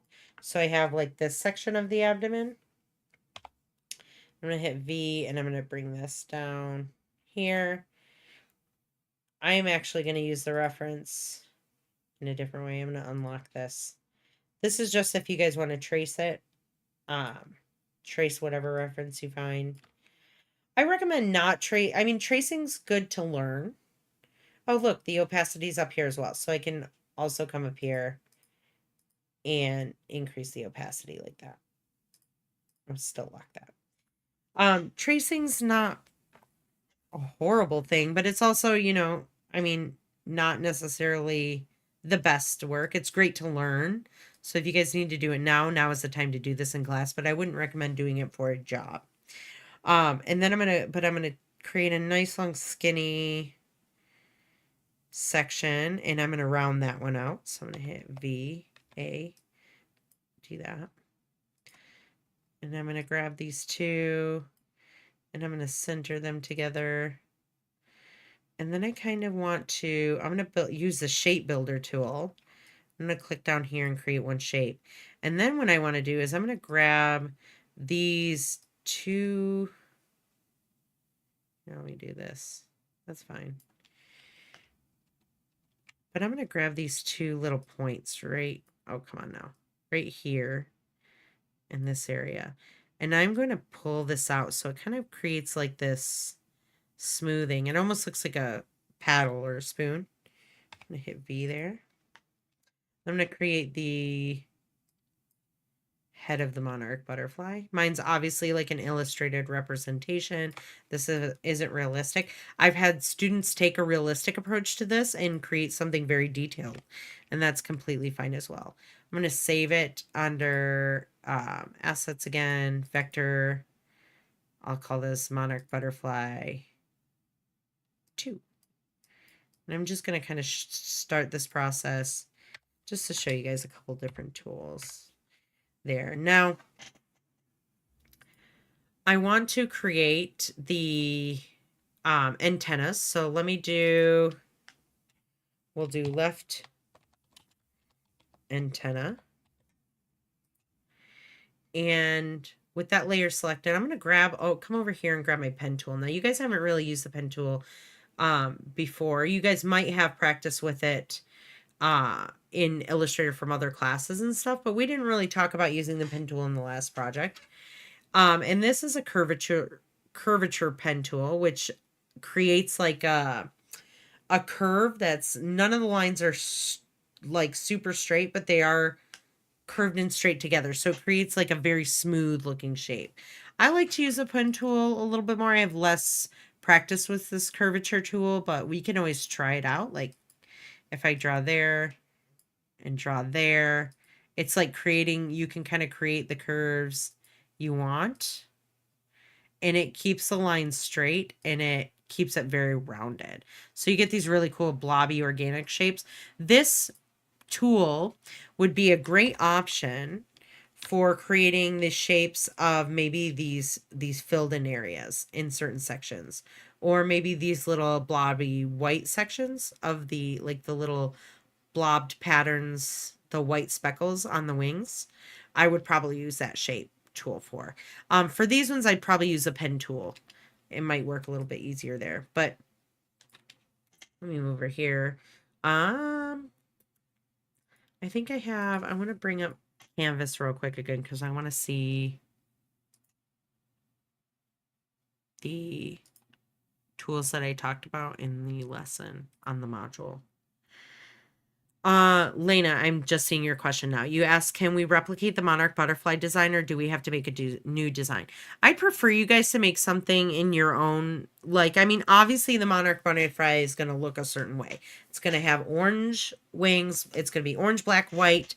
And it's going to, you know, it has to be a monarch butterfly. It can't be like blue. It can't be pink. You know, it has to be an actual monarch.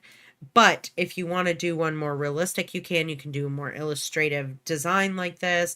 You can replicate what I've done. You can replicate what Casey has done if you guys want to. But I suggest, you know, working within your skills, and you guys know how quickly you work better than I do. And so if it's quicker for you guys to do an illustrated version like this, where it's more like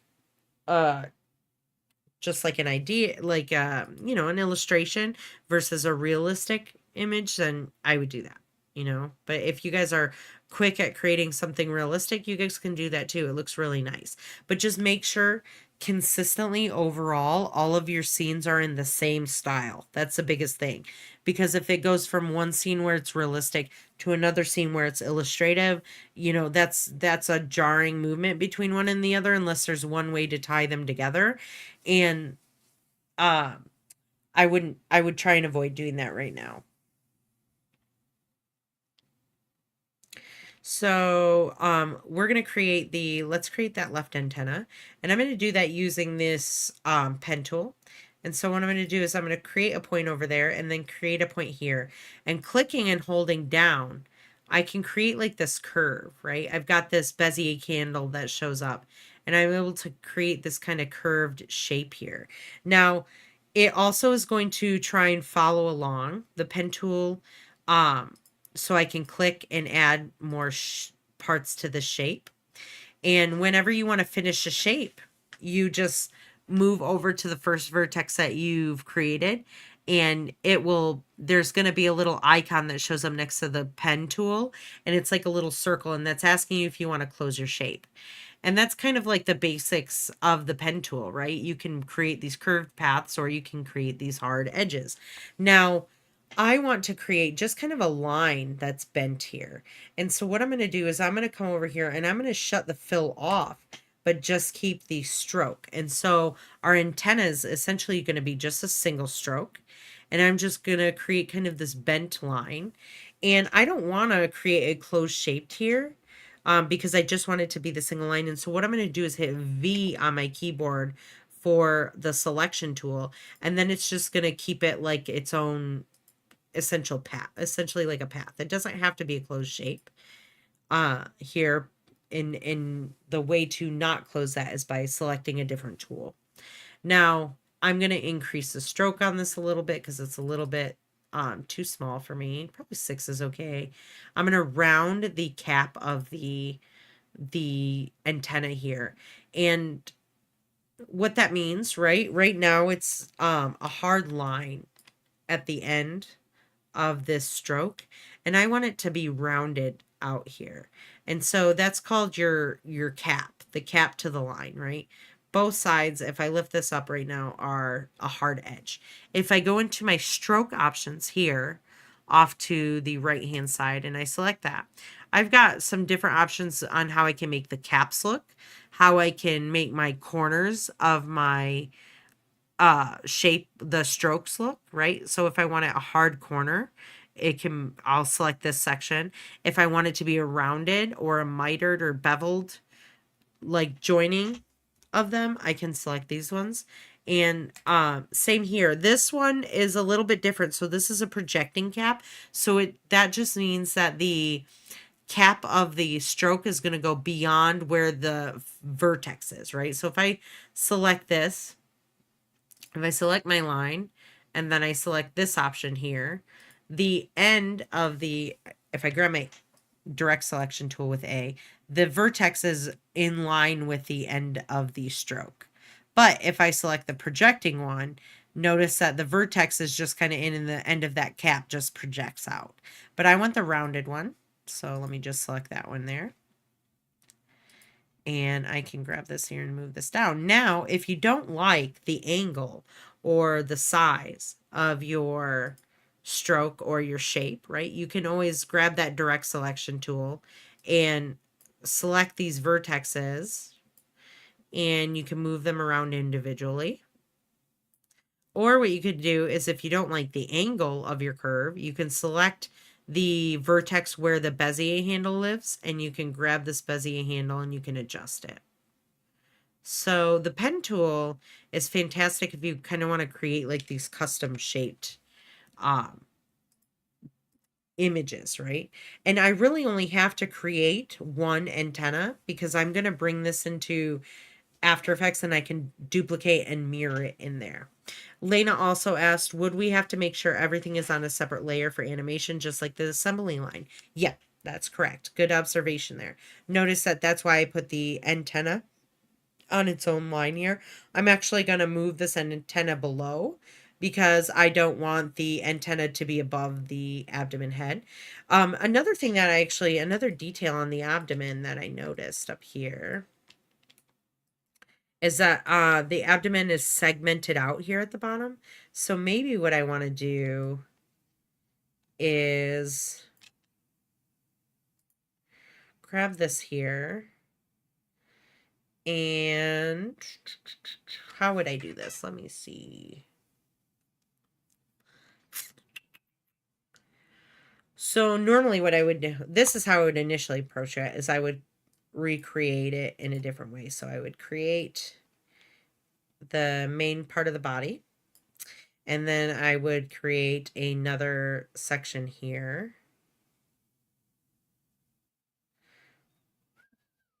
What do I want to do? Make the length of that. And then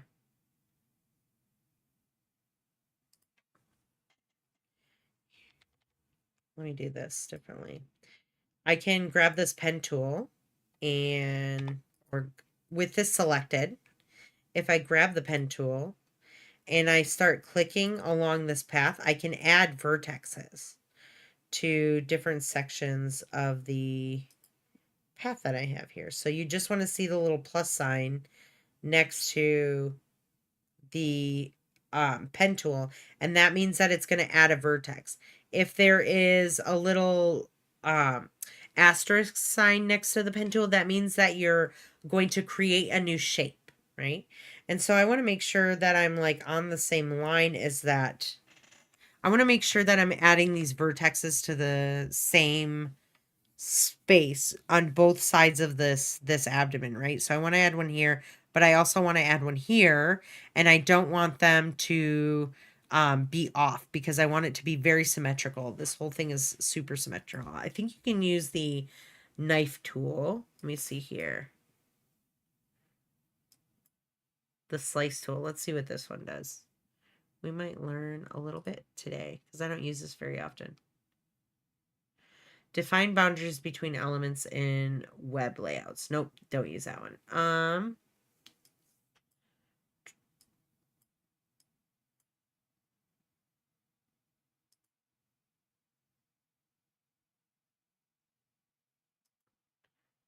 Close that.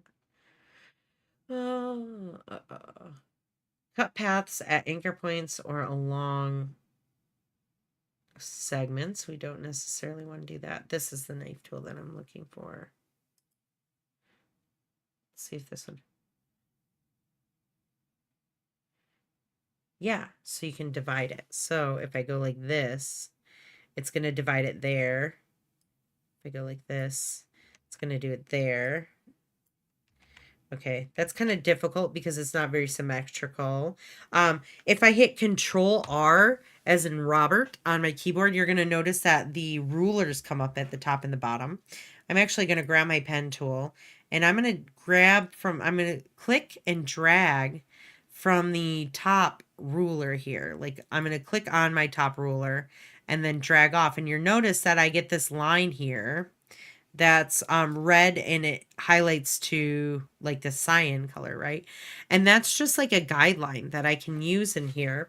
And so anything that I click onto, right, if I grab my pen tool here, and it will snap to that that kind of ruler that I made there. So I'm going to have to select the object, grab the pen tool, which is shortcut is P, by the way.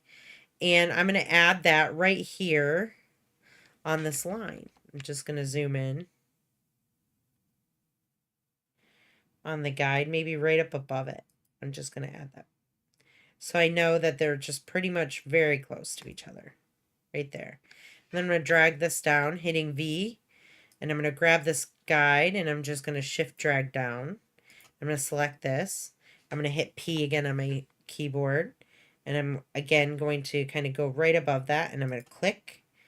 And then I'm going to go right above that guide again, and I'm going to click once I get the add sign. And then I'm going to do it one more time. Drag it, scroll down here, grab the guide, just click and drag it down.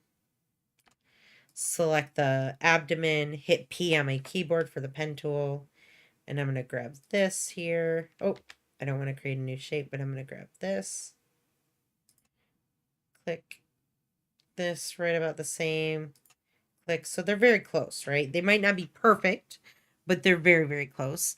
And I'm just going to grab, I'm going to take this. You can select this guide and then hit delete on your keyboard, and it will delete that guide for you. And the guides will not show up in like final renders, but I'm going to just save this real quick. I'm going to select this with my direct selection tool. So this little white one, holding down A.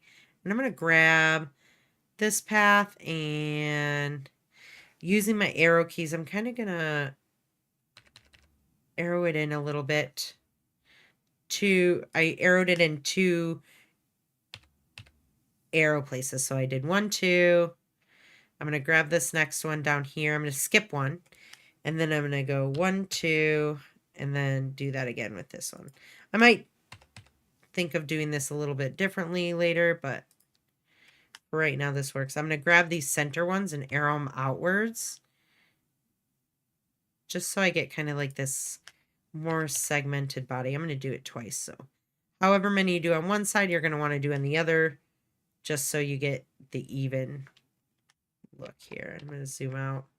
I'm probably going to round these, so I'm going to select all this and just grab this little area here and just kind of round this out. There we go.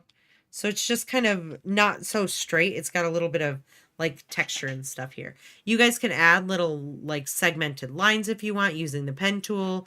If you want to create more of like this, you can use the like white. You can add the detail of the highlights and stuff on it if you want to, but we don't have time to do that today. But so I've got the abdomen done. I've got the antenna done. The next step I would do is my left wing, right? And we only have to create, again, similar to the antenna, only 1 wing, because we're going to duplicate it and mirror it inside of After Effects.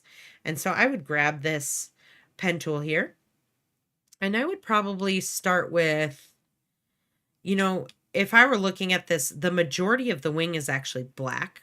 So I would start with like either a black or like a lighter colored, like gray option. So I'd probably move maybe more towards this and bring this into like an orange hue, right? So I get this kind of lighter grayish, like it's not quite black, but it's like this orangish color. And I would do the base of my wing with this black color, and then I would add all the detail in with the orange and the white. So I would probably bring the abdomen up on top of the wing. Let me see how I have it in the project. In my other one, yes, behind. So the abdomen is kind of like on top of everything, right? And I'm going to create just kind of a wing shape, holding down and dragging. I'm going to go this way. Might go this way a little bit and drag. Kind of go in here, close my shape in the back here. You're going to want to make sure that your shape kind of goes inwards towards the abdomen a bit more, because we're going to be flapping this wing. And when we're flapping it, we want to make sure that this doesn't start to show. So I'm going to just hit A on my keyboard, kind of bring this in a little bit more towards the center. Maybe bring this down a little bit so it's not super curved. I might adjust the curve of this wing here. If you don't want the wing to be so rounded, if you hit Alt on your keyboard, I think Alt will grab this and allow you to break the Bezier handle there. So you can change maybe the way the curve is of it. I'm probably not going to do that. What I would suggest kind of doing, I guess, is grabbing the pen tool in smaller, maybe smaller segments here. So, and just allowing the curve to kind of naturally happen. And then the peak happen right here. Maybe it goes like this. That looks more like a moth's one. I liked my first one better. It was smoother. Hold on. Oh, shoot. I can't redo that. Okay, so do this. Kind of this. This. If you just click, it will not continue necessarily as well on that same rounded path. So if I click and drag a little bit, I'll get more of like this nice, smooth, rounder path, that like a transition between one vertex and the other, versus if I just click and then try and do that later, it can be a little bit more difficult. I'm going to grab A and move that in, move this in. And this is the like top part of the wing. And then I'm going to do another one for the bottom. So how do I have it in this one? Okay, the bottom's more like,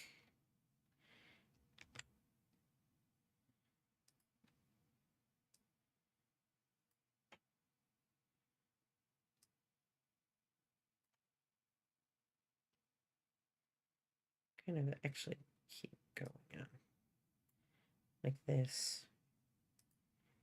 That looks nice. And then I would go in here and add all the details. Now, I suggest you guys watch that one video where Dr. Farina, he uses a bunch of different tools as well, so you guys can figure out which one would be easiest for you guys to use. But he uses the curve tool would help in this for drawing those smooth paths. You can use the width tool to change the width of a stroke along the path. So if I wanted to change the width of my antenna here, I would select this antenna and I could hit Shift W to select the width tool, which is also this right there. And I can just grab this at certain points here and I can increase the width of that stroke. It only works on strokes. Lena asked, can we use a brush tool for the wing pattern, or does it have to be made with the shape tool? No, you can use a brush tool with that because we're not animating the different parts, like the different patterns of the wing. We're just going to animate the wings. So the biggest thing to know here is that putting the wing on its own separate layer is the most important part, but you don't have to put the pattern on its own separate layer. The patterns can all be together, right? So what I would do is I would take this, create the pattern on it, group the bottom part of the wing with the patterns together. So I would do like, let's select an orange, right? And if I had this curvature tool and I'm creating kind of this different pattern on the wings, all in the same layer as the left antenna, but just like a different. And obviously I don't want your patterns to look like this because this isn't what a butterfly pattern looks like, but I would then select all these together, hit Control G to group them together, or you can hit the group down here at the bottom. And that way they're just kind of grouped all together, but they're all on the same layer. So then this one, I would draw the patterns on as well. I select that color. Nope, not do that. Let's undo that. For this wing here, I would do the same. Drawing the pattern, drawing the pattern, drawing the pattern. Are you going to connect? There we go. No, I guess not. Filling it if I can, if it'll work like that. Okay, that works. You know, obviously I'd want you to take more time. And then grouping this together, either Control G or you can hit group there. And then putting this here. Now, I would recommend, I think on the butterfly, let's see which part of the wing is on top. The bottom part of the wing is actually on top here. But this is the underside of the butterfly. So we're looking top down. This is bottom up view of the, you know, this is looking at the belly of the butterfly. So, if we're looking from the top down, right? Technically, I would have it like this. I would have this one on top.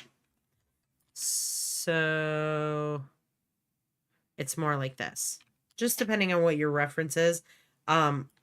Order these in a specific way. So in order to change where this is in juxtaposition of the layer, right? Like, so I want them on the same layer, but I want this to be behind. I can right click and go to arrange and then send backwards. You guys remembered how I showed you that? And that way this one's on top and this one's on bottom. So just arrange these based on whatever your reference is. And that's pretty much like the illustration part of the butterfly. And you do only have to do one wing because we're going to duplicate it, like I said, in After Effects. Let's see, we have 10 minutes left. 15 minutes. Let's go ahead and talk about, I'm going to have you guys illustrate. Go ahead and work this like tonight and tomorrow on illustrating your butterfly. And then we're going to talk about animating that butterfly and bringing in the audio on Thursday's class. And so, yeah, because then I'm going to, let me just look at this calendar again. What did I say I was going to do?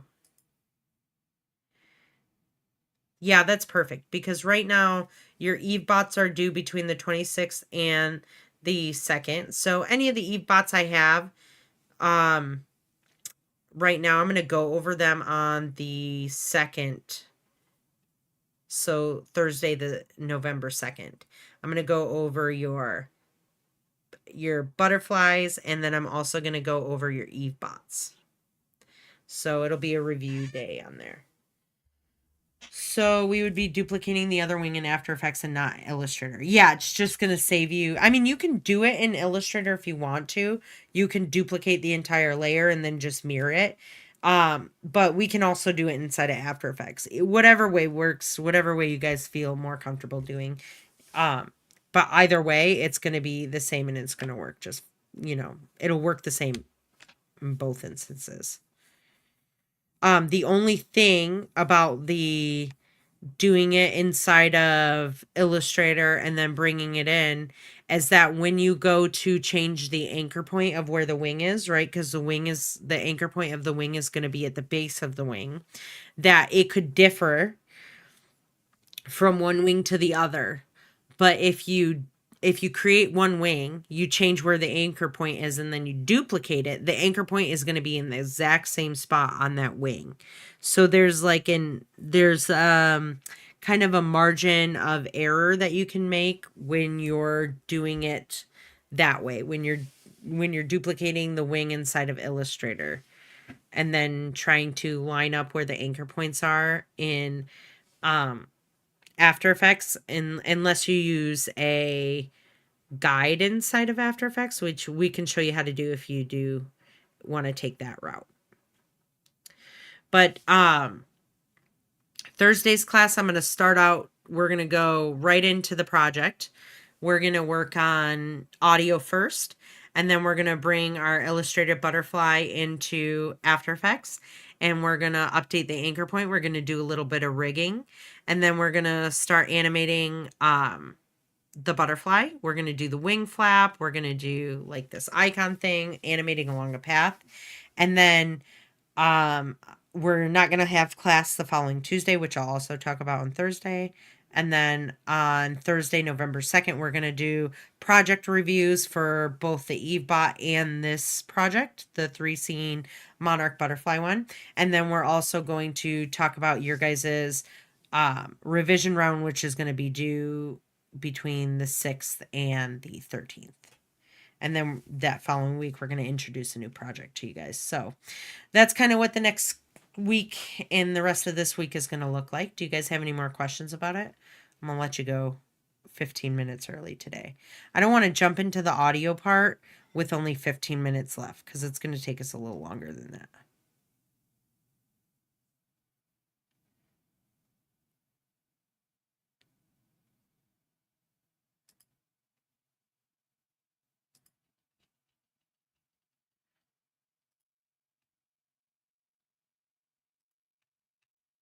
We all good for the rest of the night? This is all posted too, so if you guys want to get a head start on it, you're more than welcome to.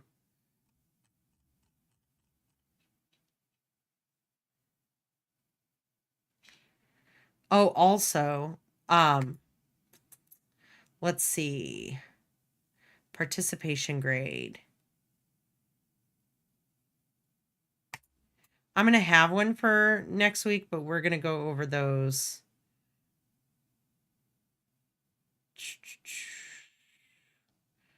We might have to go over those at a different time. I'll think about that. I'll post that tonight or tomorrow. Okay, cool. No questions.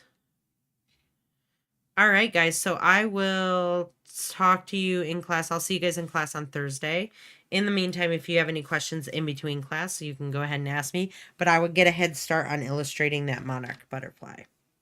Other than that, I hope you guys have a good night. And I will talk to you later.